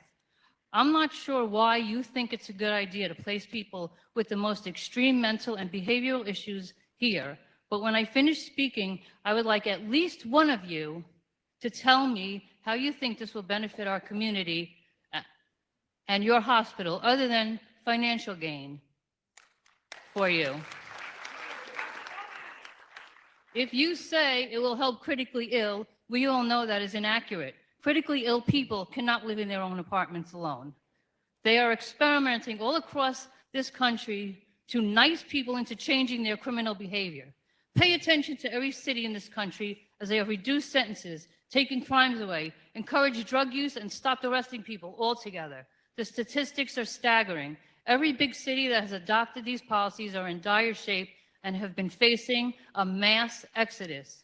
This is something that will 100% happen in this neighborhood if you go through with this Just Homes initiative. The beautiful community you have the privilege of parking freely in front of our homes and walking to work will change. We will leave, and with high demand for hospital staff, you will very likely lose many of your staff that do not want to walk to their cars at midnight through what is essentially a Rikers Island building. There is a DOJ report that states Fortune clients are more likely to be repeat offenders. All of our lives will be endangered, including yours. I handed out some statistics, financials, including the $1 million lawsuits Fortune Society won, which gave them use to some other buildings, and they use some other buildings they use, and reviews from Fortune Society buildings. I will read a couple of them to you, but you should do your homework before you decide on this detrimental decision. Here's some reviews. Very, very, very dirty, very, very, very dirty. Bums in front of the building. Stolen packages. Here's another one. Stay away. Reckless, greedy, infested with roaches. Here's another one. 3 murders, 5 stabbings in 2 years. Absolute worst building I ever lived in. I understand people need a second chance, but it should not be at the expense of the hardworking taxpayers that create a nice place to spend their lives. And one last note, I am a hairdresser. In my industry, most jobs do not come with retirement plans. So my house is a big part of my retirement. So you will be cutting into a chunk of the plans I made for my future, since undoubtedly our house values will plummet. There are many other ways for HHC to make money and help people in need. If you decide to go through with Just Homes, just know that you are responsible for the demise of this neighborhood. Thank you for listening. And one more note, my neighbor asked for garbage pails outside on Seminole Avenue in front of your wall, and they're still not there. So if you could please see to that, please. Thank you. Next speaker is Roy Mandina, and after that is Renata Rossi. Thank you. That was my wife. Whoa. It's hard to beat that. All right, I just want to let everybody know here. I was born in the Bronx, raised in the Bronx. 62 years later, I'm still here. What my wife said about the Bronx, about how we feel about our neighborhood, I can't argue with that. I don't think anybody can. It's a different way of life here. I'm going to tell you something that I do know. I know something, and I'm positive about it. I'm willing to bet every last penny that I have on. If this proposal goes through, if the board members vote for this, crime is going to increase. Okay, there's no doubt about it. As a human being, you got an obligation, okay, to the residents of Indian Village, everybody else, Morris Park, along with the staff at Jacoby Hospital, who are going to suffer indignities if you don't vote no. We're not talking about housing former nuns or priests, clergy of any kind. We're talking about housing the worst of the worst. We're talking about pedophiles. We're talking about people with sexual assault records. The highest rate of recidivism is sexual assaults, and we're bringing in these people. It doesn't make sense to house these people in a residential neighborhood. How does that make sense to anybody here, especially to the nurses? I mean, without doctors and nurses, we're all screwed, all right? Why do they have to have their hearts up in their throats every time they walk out to their car at night? When they leave that hospital, they're going to wonder, is this the night that I get it? Why do they have to suffer this? None of this is making sense. Why are these people not being housed in a different kind of a district where it's factories and stuff like that? We've been hearing that they're going to only bring in people that are awaiting trial. First of all, like Archie Bunker said, that's crapola. Okay? That's a bunch of nonsense. They're bringing in everybody because we found out, we did the research. Okay? But secondly, let's assume that that's true. They're just bringing in people that are waiting for trial. Really? Okay. Justin Mackey was awaiting trial for 3 murders. He was brought to Einstein Hospital in the Bronx for a medical procedure. He attacked a correction officer and a nurse. They both sustained serious injuries to the corrections officer. Was he charged with an additional crime? No, because he's fighting 3 murders. So this is what happens when we bring in criminals, former criminals, excuse me. I don't want to get locked up for calling them criminals. You know, they did their time. Like I give a damn. Okay? New York State releases about 25,000 inmates each year. More than 50% are back inside within 3 years, putting New York among the states with the worst recidivism rates in the nation. Okay? Now, we had a guy here a few months back from the Fortune Society.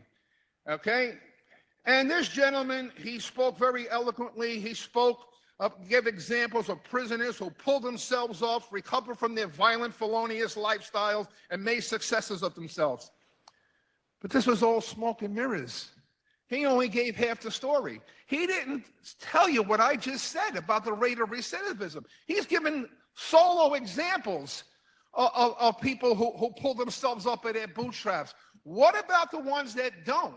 They're going to be walking around our neighborhood. Like my wife said, we got a 21-year-old daughter. We bought her this little dog. She loves to walk the dog in the neighborhood. Do I got to worry every time she walks out the door? Do I have to quit working so I can walk the dog? I mean, this can't make any sense.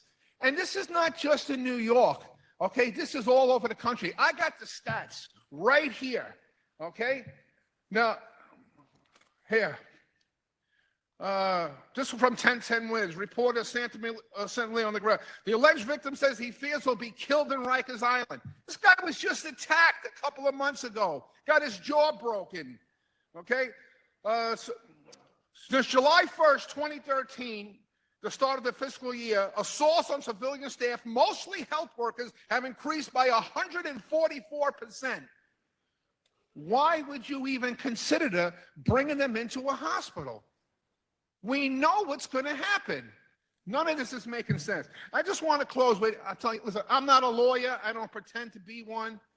But there's some kind of liability. There has to be some kind of liability here. You all know what's going to happen to the staff at Jacoby and to the residents of our community if these people are brought in. Why would you do that? Thanks for your comments. Next speaker is Renata Rossi, a private citizen, and after that is Diana Finch, a private citizen. Hello, everyone. One of the main reasons why so many doctors and nurses come to the Jacoby and Montefiore campus is because it is a quiet and safe community. Doctors come here to study, work, raise their families. People have a sense of safety and security, where you can leave your door open with some form of security. On January 25th, 2022, shots were fired at the Jacoby Emergency Medical Center. This sent shockwaves throughout the community, mainly the medical personnel that works here on Jacoby campus. Through various FOIL requests dated on 02/11/22, Marjorie Velasquez, along with the doctors and nurses, held a meeting in this facility on how to make the doctors, staff feel safe. The conclusion of the meeting was that there would be 24-hour NYPD coverage of the emergency room, metal detectors in the emergency room, and measures put around an active shooter response. When the community asked for an increase in security to help protect the community for the Just Homes initiatives, they said that they will have a security guard and a camera. Why are the standards different? There are many unanswered questions about the Just Homes initiative. In the Daily News article dated on 03/15/23, with the headlines that read, 17 million in social programs to be slashed from New York City jails, DOC to provide services in-house, the city says. Some highlights from the article states that $17 million from 5 major social service providers in the jails, including the Fortune Society and the Osborne Association, claiming the agency can provide the same services in-house. In-house means in the jails, not outside. The article goes on to state they claimed attendance in these programs is about 30% on average. It is a high expenditure with low usage by people in jails. There are still many unanswered questions about the Fortune Society and Just Homes initiative. One of the main questions that has gone unanswered is what is the recidivism rate of these individuals? One main factor that has not been addressed are the sex offenders. New York State does have a law that states an individual who is under parole or probation, supervised state law, cannot live within 100 feet of a school or other facilities. Do we have any guarantee that these individuals are not on parole or will be on parole? As people of the community are still unaware of what type of pre-trial detainees will be. Right now, there are so many unanswered questions. In closing, the community will benefit from an elderly care center or a rehabilitation center after people leave services from Jacoby. Thank you for listening, and I hope you take some of our opinions into consideration. Thank you. Next speaker is Diana Finch, private citizen, and the next speaker after that will be Michelle Luciano. Good evening. I'm a resident of Community Board 11 from the Pelham Parkway White Plains Road area and a board member of Bronx Park East Community Association, speaking today as a private citizen. I'm here to testify that there's a large, mostly quiet, majority of Bronxites who take great pride in and support Jacoby Hospital, its staff, especially its permanent nurses, fighting now for pay parity, and who believe in the health and hospital's mission as a municipal hospital dedicated to providing the highest quality healthcare services to all New Yorkers with compassion, dignity, and respect, and to advancing health equity by consistently addressing social determinants of health and creating models of care that remove barriers for populations experiencing a disproportionate burden of illness. We're grateful that Jacoby was here during the past 3 pandemic years when smaller facilities and nursing homes were overwhelmed by illness and death.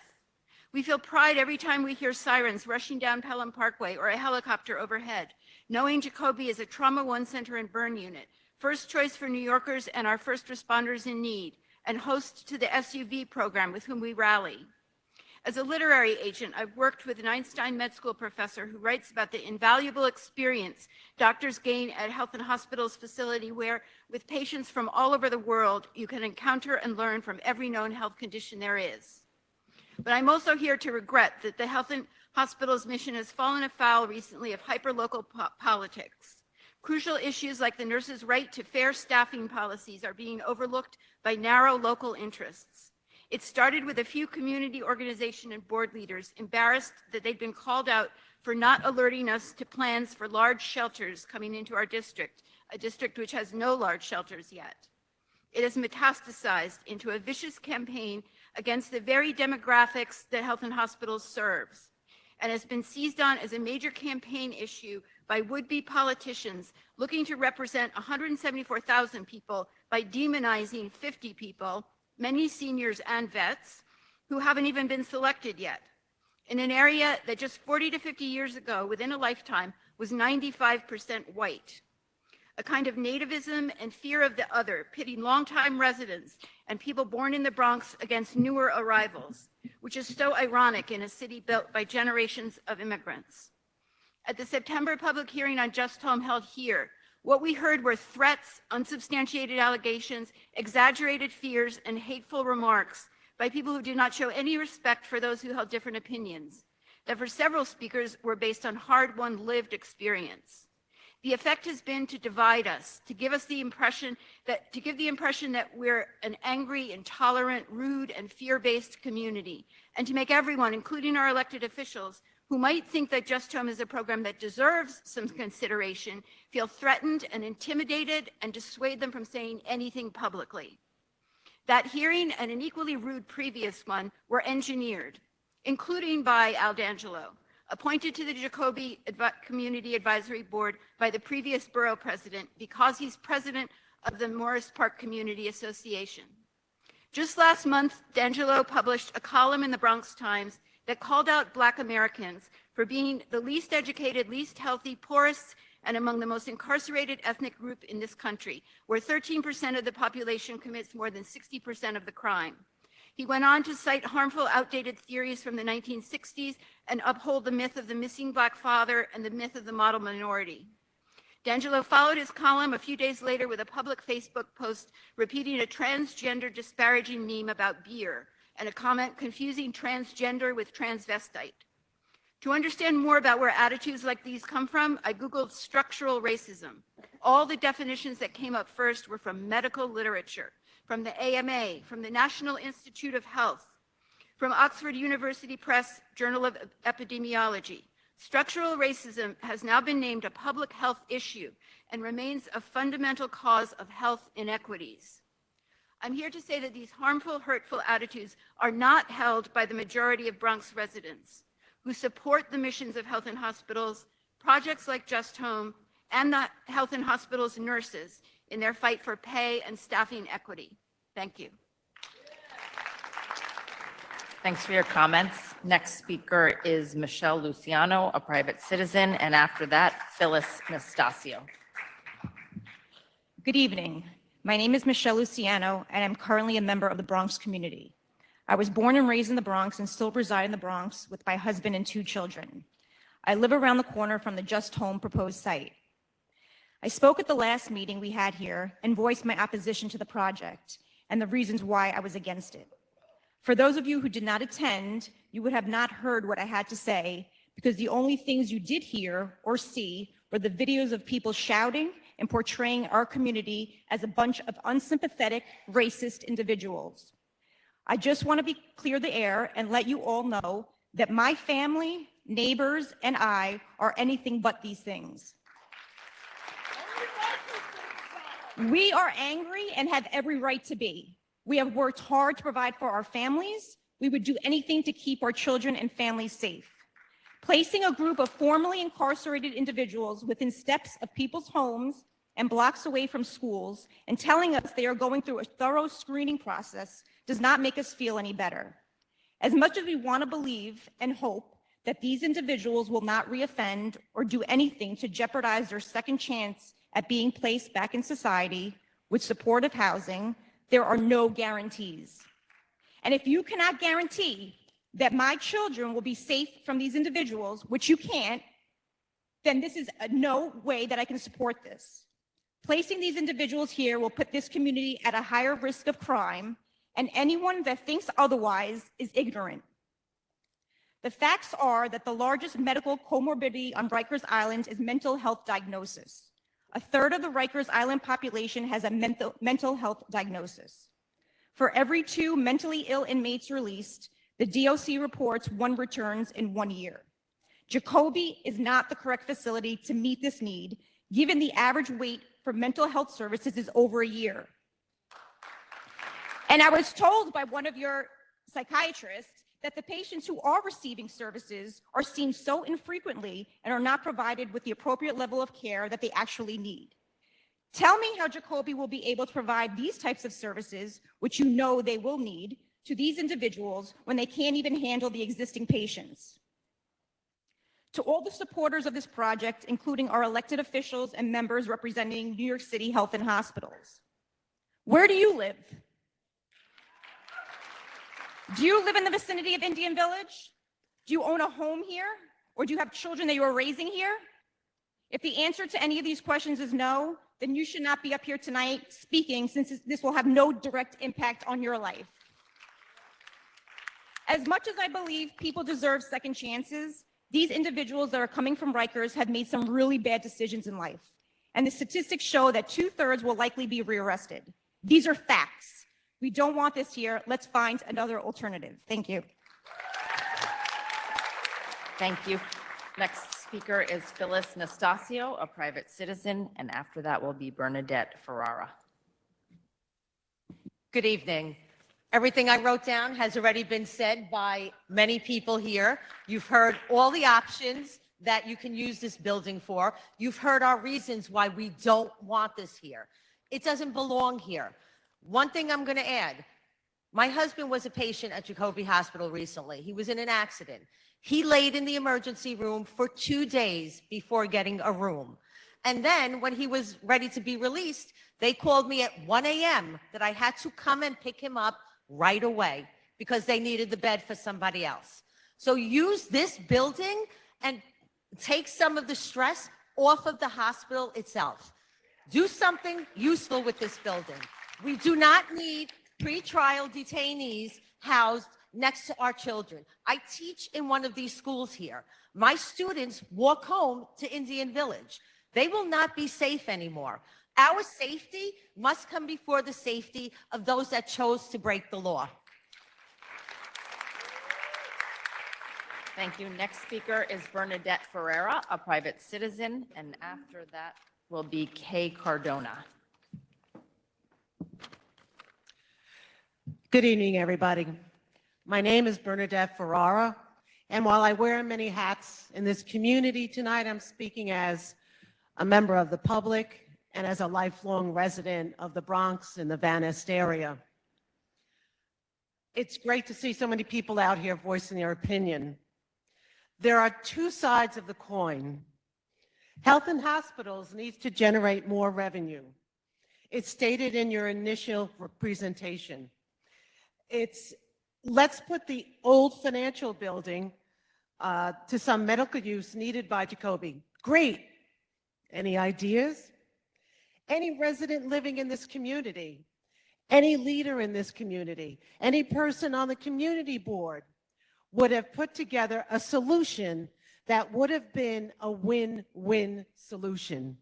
Medical services plus community need will equal H&H revenue. I grew up in the streets of Van Nest. I went to school here. I raised my son here in Van Nest. I'm alive to tell the tale of what our children need, our veterans need, what our seniors need. Many of us can tell you what we did not grow up with. And now our children's still do not have here in these communities of Morris Park and Van Nest what they need. Decades have come and gone, and the communities who use Jacoby's facilities, work there, support them, are not considered. Why? Why were we not asked? Yes, everyone here would agree. Every person deserves a roof over their head and services to support them. Nobody is arguing about that. But you see, the Just Homes Project is not what these communities need.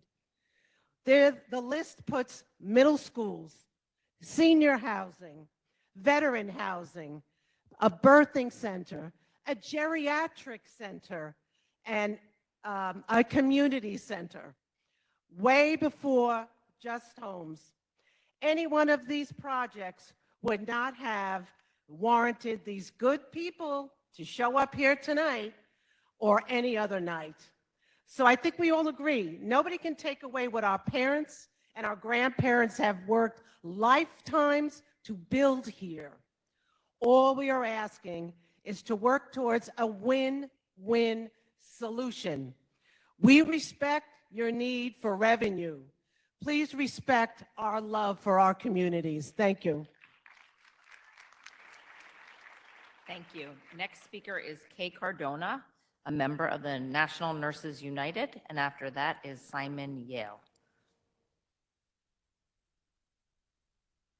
Kay Cardona. Okay, thank you. Next speaker then is Simon Yale, a community resident, and after that is Michael Kess, private citizen. Simon Yale.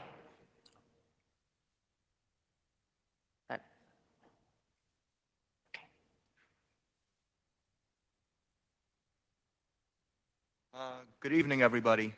My name is Simon Yale. I'm a resident of Pelham Parkway, a former resident of Morris Park.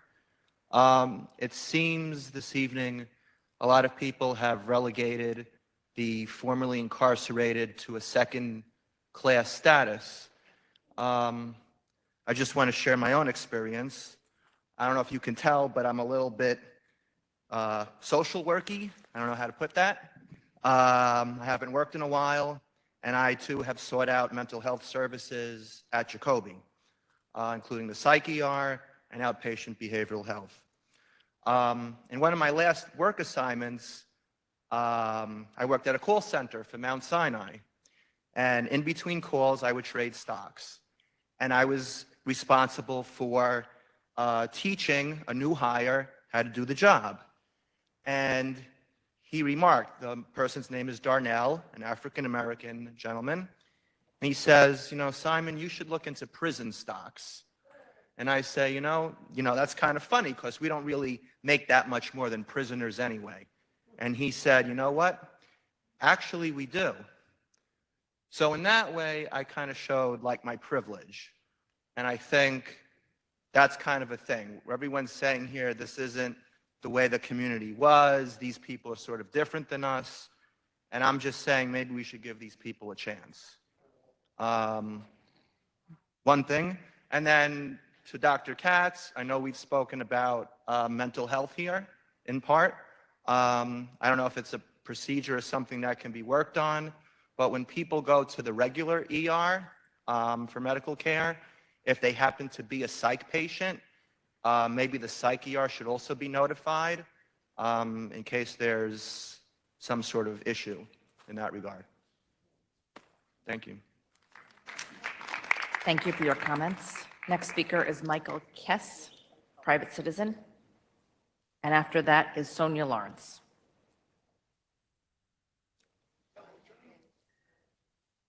Hi, my name is Michael Cass. I'm a resident here in Morris Park, and I came here tonight to ask the Health and Hospitals Board to authorize Just Home as soon as possible. As professionals, I believe you already know why this program is so critical, why the Fortune Society is the most qualified provider, and why this is the most suitable location. I don't need to explain the merits to you, but it is unfortunate how much misinformation and fear has been spread by some of my neighbors. The reality is, the formerly incarcerated are already your patients, and by providing quality housing on campus, it will lead to better outcomes for these folks. It is in line with Jacoby's mission, and no Health and Hospitals campus is better equipped than Jacoby. When folks deride Just Home as an experiment, I see it as an admission that it's a completely unmet need. We have an obligation to meet that need. And when I see certain folks campaigning on alternative uses for the site, unfortunately, I can only see it as a cynical attempt to pit groups of vulnerable New Yorkers against each other. We shouldn't let it work. I see certain folks here tonight saying we need senior or veterans housing. But when over 100 units were proposed for seniors and veterans in neighboring Community Board 10, I saw those same folks oppose that project as well. If senior and veterans housing was their priority, I never saw it. They had other excuses, and it's frankly shameless. I advocated for those homes for folks in need of affordable housing in our council district for our seniors and veterans because affordable housing isn't a game. There is a housing crisis that impacts everyone in New York City, including the formerly incarcerated. We must build new housing for everyone, especially here in the East Bronx, where we have simply failed to build and aren't doing our fair share. As you're well aware, the shortage of housing in Morris Park has made it challenging for institutions like Jacoby to attract and retain talent. That's why the upcoming Metro North rezoning is so exciting, as it will bring much needed affordable housing and jobs into the East Bronx. Unfortunately, once again, we're starting to see some of those same voices of opposition spreading fear about that proposal as well. But I mention all of this because the rezoning is expected to include a portion of Jacoby's campus. I believe that presents an excellent opportunity to develop a modern facility on campus which could provide some of the additional amenities the community is asking for. We can do this without displacing Just Home from Jacoby. We just need to have a clear vision and shut out the fear. As these proposals move forward, as a community member, I hope to work with you to ensure they provide the greatest benefit to our community. Thank you. Thank you. Next speaker is Sonia Lawrence, an RN with NISNA, and after that is Tony De Nicola.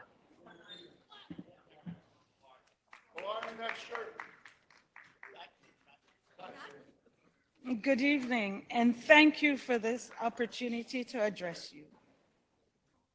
My name is Sonia Lawrence, and I am the president of H&H Mayoral Executive Council. I'm a nurse from Lincoln Hospital, where I've been for 28 years. NISNA members who work at 11 acute care public hospitals, 4 long-term care facilities, our mayoral agencies, are fighting for a fair, equitable contract. We need to stop the crisis of short staffing and high turnover that harms our patients. Our mayoral nurses care for police and firefighters and keep them healthy and on the job. Our patients suffer when there aren't enough experienced nurses at the bedside. The city hasn't done enough to recruit and retain qualified nurses. We are here to say the city needs to stop the hemorrhaging of nurses to the private hospitals. There is not a shortage of nurses, just a shortage of nurses willing to work in the public hospital system in unsafe working conditions.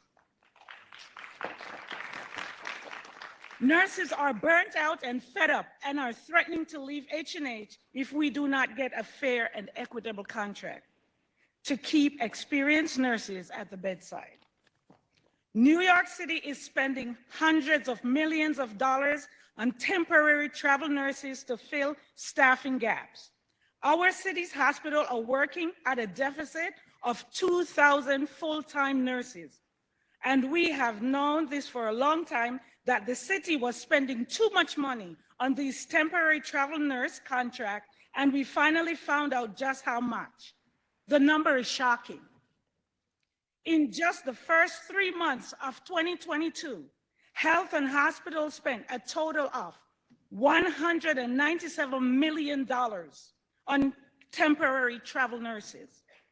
They spent more on temporary travel nurses in these 3 months than what it would cost to raise our wage to parity with the private sector nurse pay for an entire year.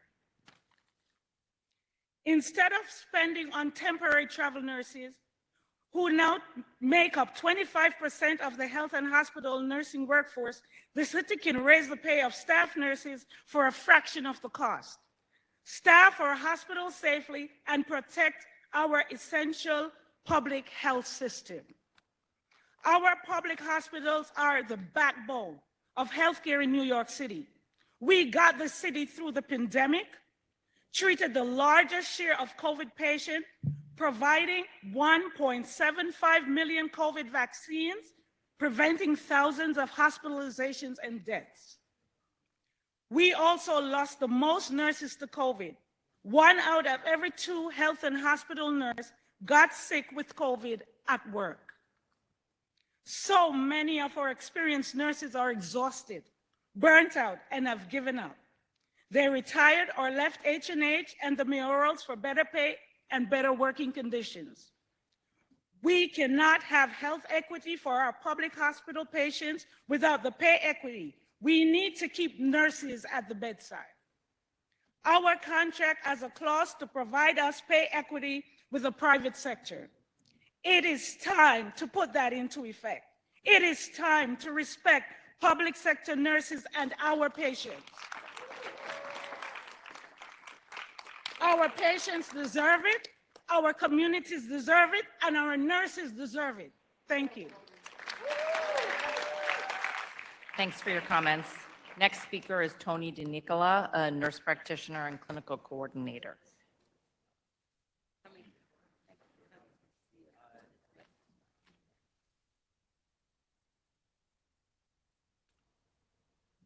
Tony DeNicola, and the speaker after that will be Sharon Peter.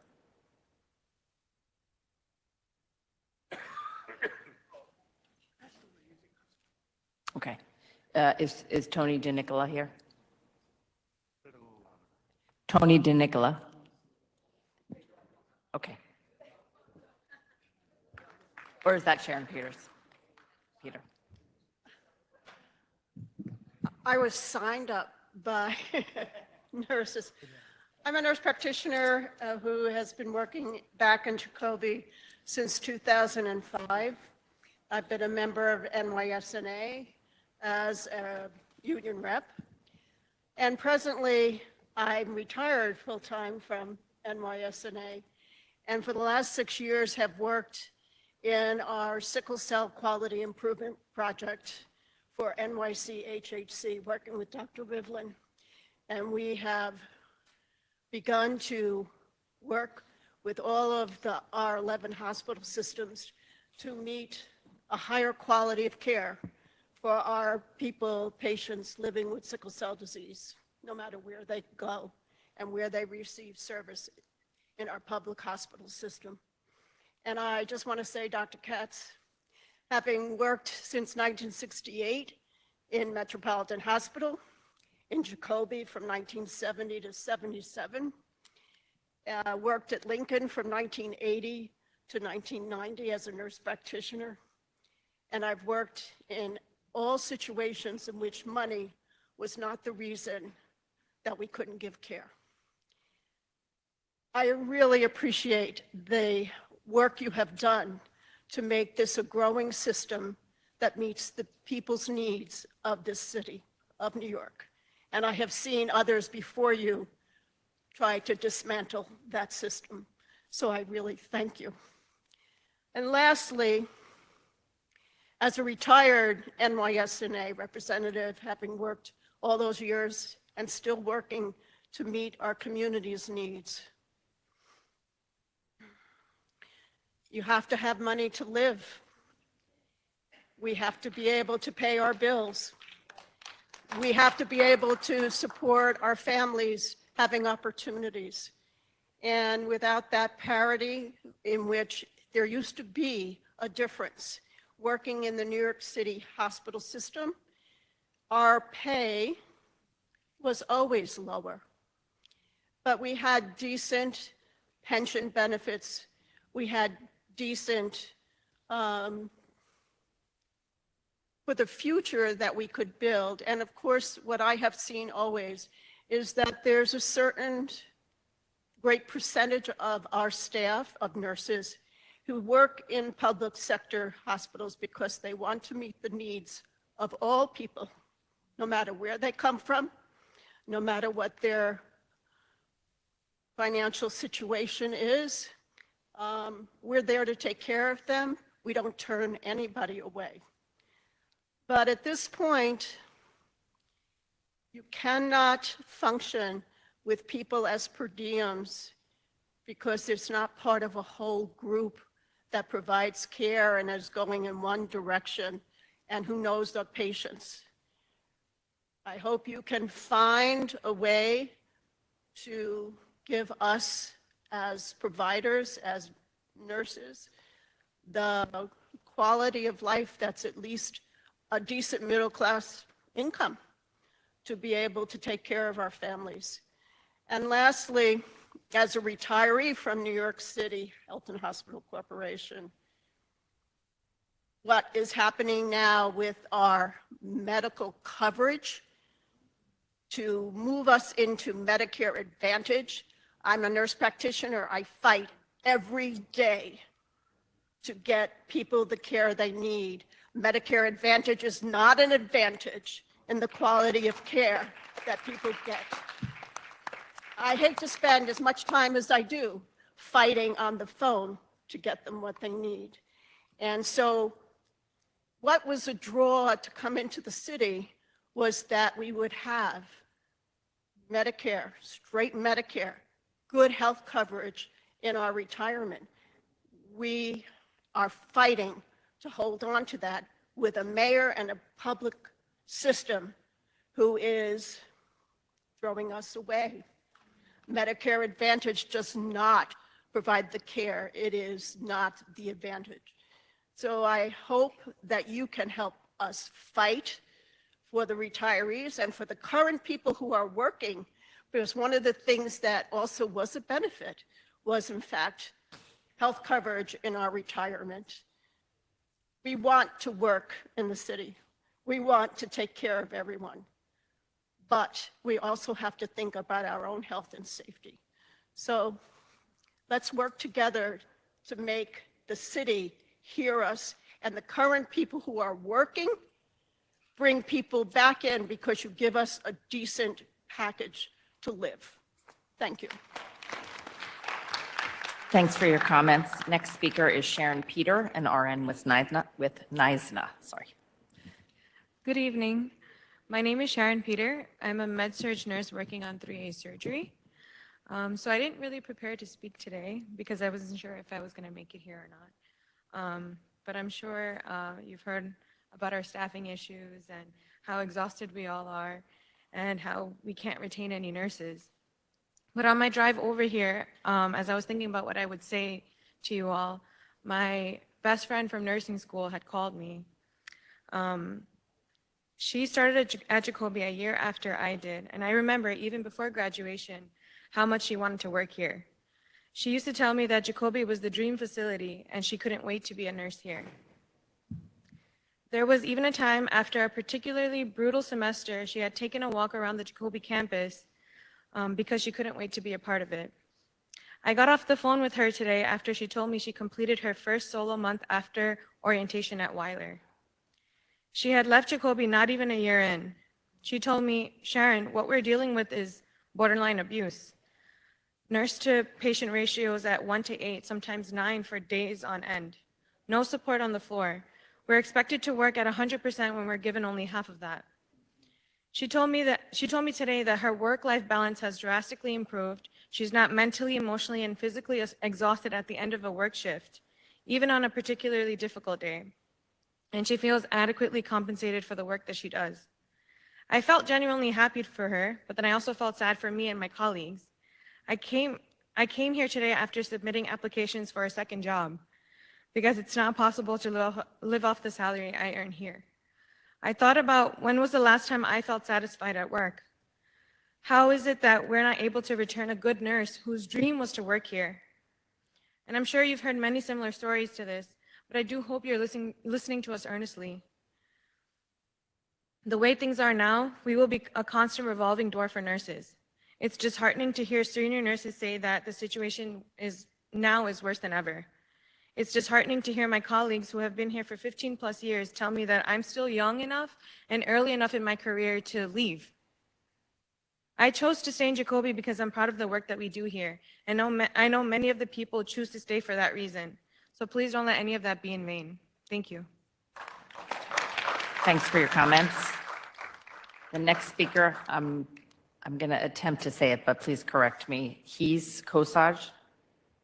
Heis, thank you. An RN with NISA, and the speaker after that is Jeff Yao. Good evening, everybody.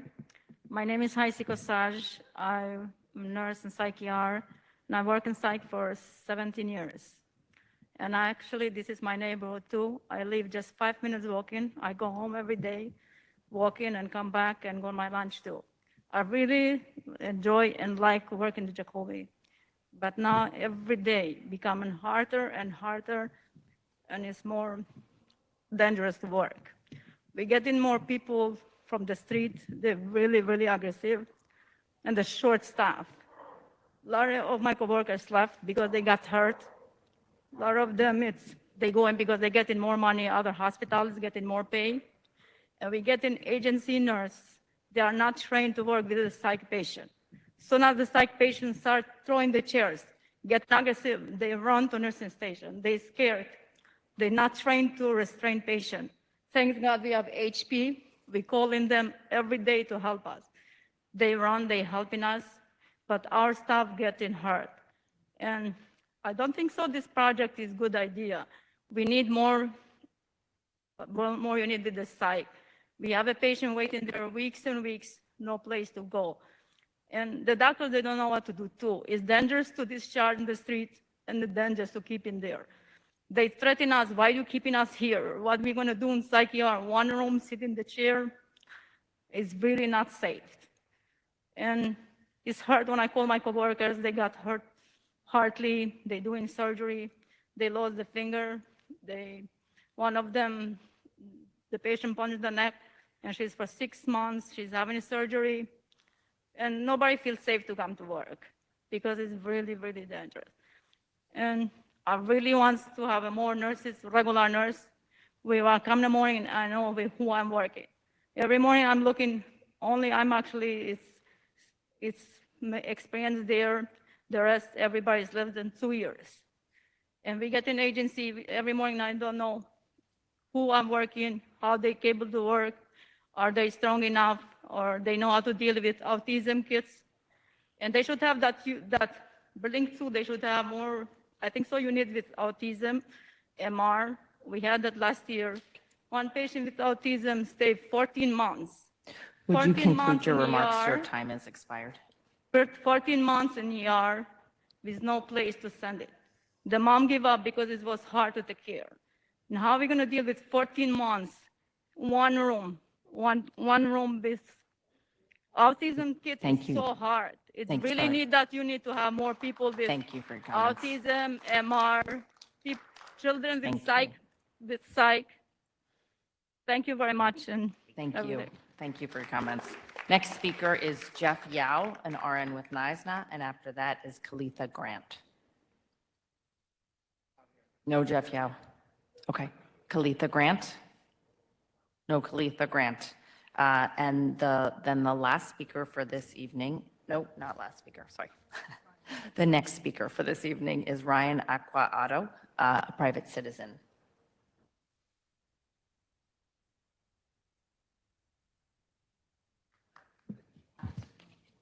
Thank you all. My name is Ryan Aquata. I'm here because I am a resident of the Bronx and I spent several years working in the Bronx criminal court. And but I don't want anything I'm saying to overshadow the most important message I think you're hearing tonight, which is that you need to pay your nurses more. You need to hire more nurses. You need to address the conditions that they're bringing to your attention. And that's a really important message that I hope gets internalized and heard tonight. But I just want to share, in my experience, I had a lot of ideas in my mind about, I had a lot I wrote down, but I'm just trying to listen to what everybody's saying and speak from my heart a little bit. I had a lot of feelings and thoughts about people who end up in the criminal legal system before I started working in the courts, before I started interacting with people with open cases. And when I worked in the courts, I met people who came from all different parts of the Bronx, people who came from all different kinds of situations, people who were very kind, surprisingly to me, people who were assholes, people who were really inspiring, and people who really broke my heart. But they were all people, they were all human beings, and they were all struggling with real things. I'm hearing the nurse speaking about people in the psych wards that want to have a place to go, and it's reminding me of people on Rikers Island who are stuck there because they don't have housing, or because they need a treatment placement that they can't get because it doesn't exist. And I remember while working in the courts, hearing about Just Home and being so excited that this resource would exist, that these people I'm talking to who are in wheelchairs, who have multiple medical conditions, and there's nowhere that will take them because they can't meet the level of need that they have, there would now be a place. I can think of like half a dozen to a dozen people off the top of my head that I spoke with on Rikers Island who need a placement like what Just Home purports to be. I'm hearing there's a lot of confusion. I don't know now whether people are formerly incarcerated or pretrial detainees or what kinds of conditions they're coming with. And I hope Fortune answers everybody's questions because I'm walking away from the hearing really confused. But my hope is that this facility is supposed to address a very serious need. Lots of the people that I met were senior citizens, were veterans, were people with developmental disabilities, complicated needs that, this impacts all of us. It impacts this community, but it impacts the entire city. People came through those courts from every neighborhood in the Bronx, and all of us need to step up and do what we can to try to make our city safer. And making our city safer means people have homes, means people have health care, means people have the things that they need to survive. So they're not desperate and getting caught up in situations that lead them to Rikers Island. So that's all I've got to say. Thank you. Thanks for your comments. The last speaker this evening is Linda Ubilis, an RN. And if I mispronounced, please let me know. Okay. Ubilis, thank you. Go ahead. So, good evening. My name is Linda Ubilas. I currently work in the pediatric emergency room here at Jacoby. I've been at Jacoby for 5 years. I've worked for the city, though, for 15 years. I started as EMS, I was an EMT, a paramedic, a lieutenant. Then I became a nurse, and I love this city. I was born in this city, so I decided, because everybody was like, "Hey, you can go to private, you can make all this money," and I was like, "Nah, I'll stay with Jacoby." So I came, I got a job here. I started in the emergency department, in the adult side, and now I'm in pediatrics.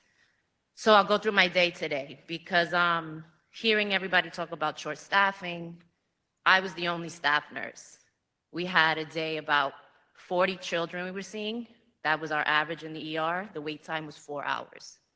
I was in charge of triaging all the EMS that came in. I was in charge of aiding the nurse in the front to do all the triage. I was in charge of making the beds. I was in charge of taking report from other hospitals. We had traumas. So it's a lot of things that as a staff nurse, I'm proud to do, but I'm not getting the benefits to do it. I don't want to leave H&H. I don't want to leave here, but honestly, the temptation is there. One, because we don't have the staff nurses. The camaraderie is not, in only 5 years I've been here. So in 5 years, I come to work, I don't know half of my staff. So I would like if you guys could try to work on staffing. Another thing is education. So in the pediatric emergency room, we don't have a dedicated educator that is trained in pediatrics. We fail short. We have to share an educator with the adult emergency room.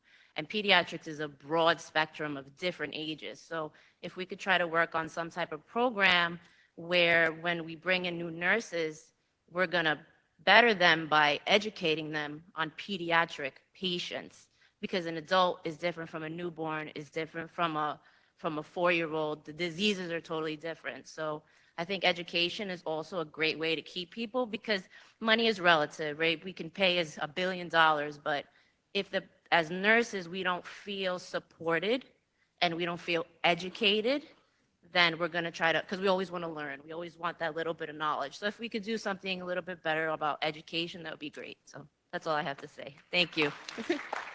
Thank you very much. So this is the conclusion of our annual meeting in the Bronx. Thanks everybody for attending and speaking, and please get home safely. Thank you.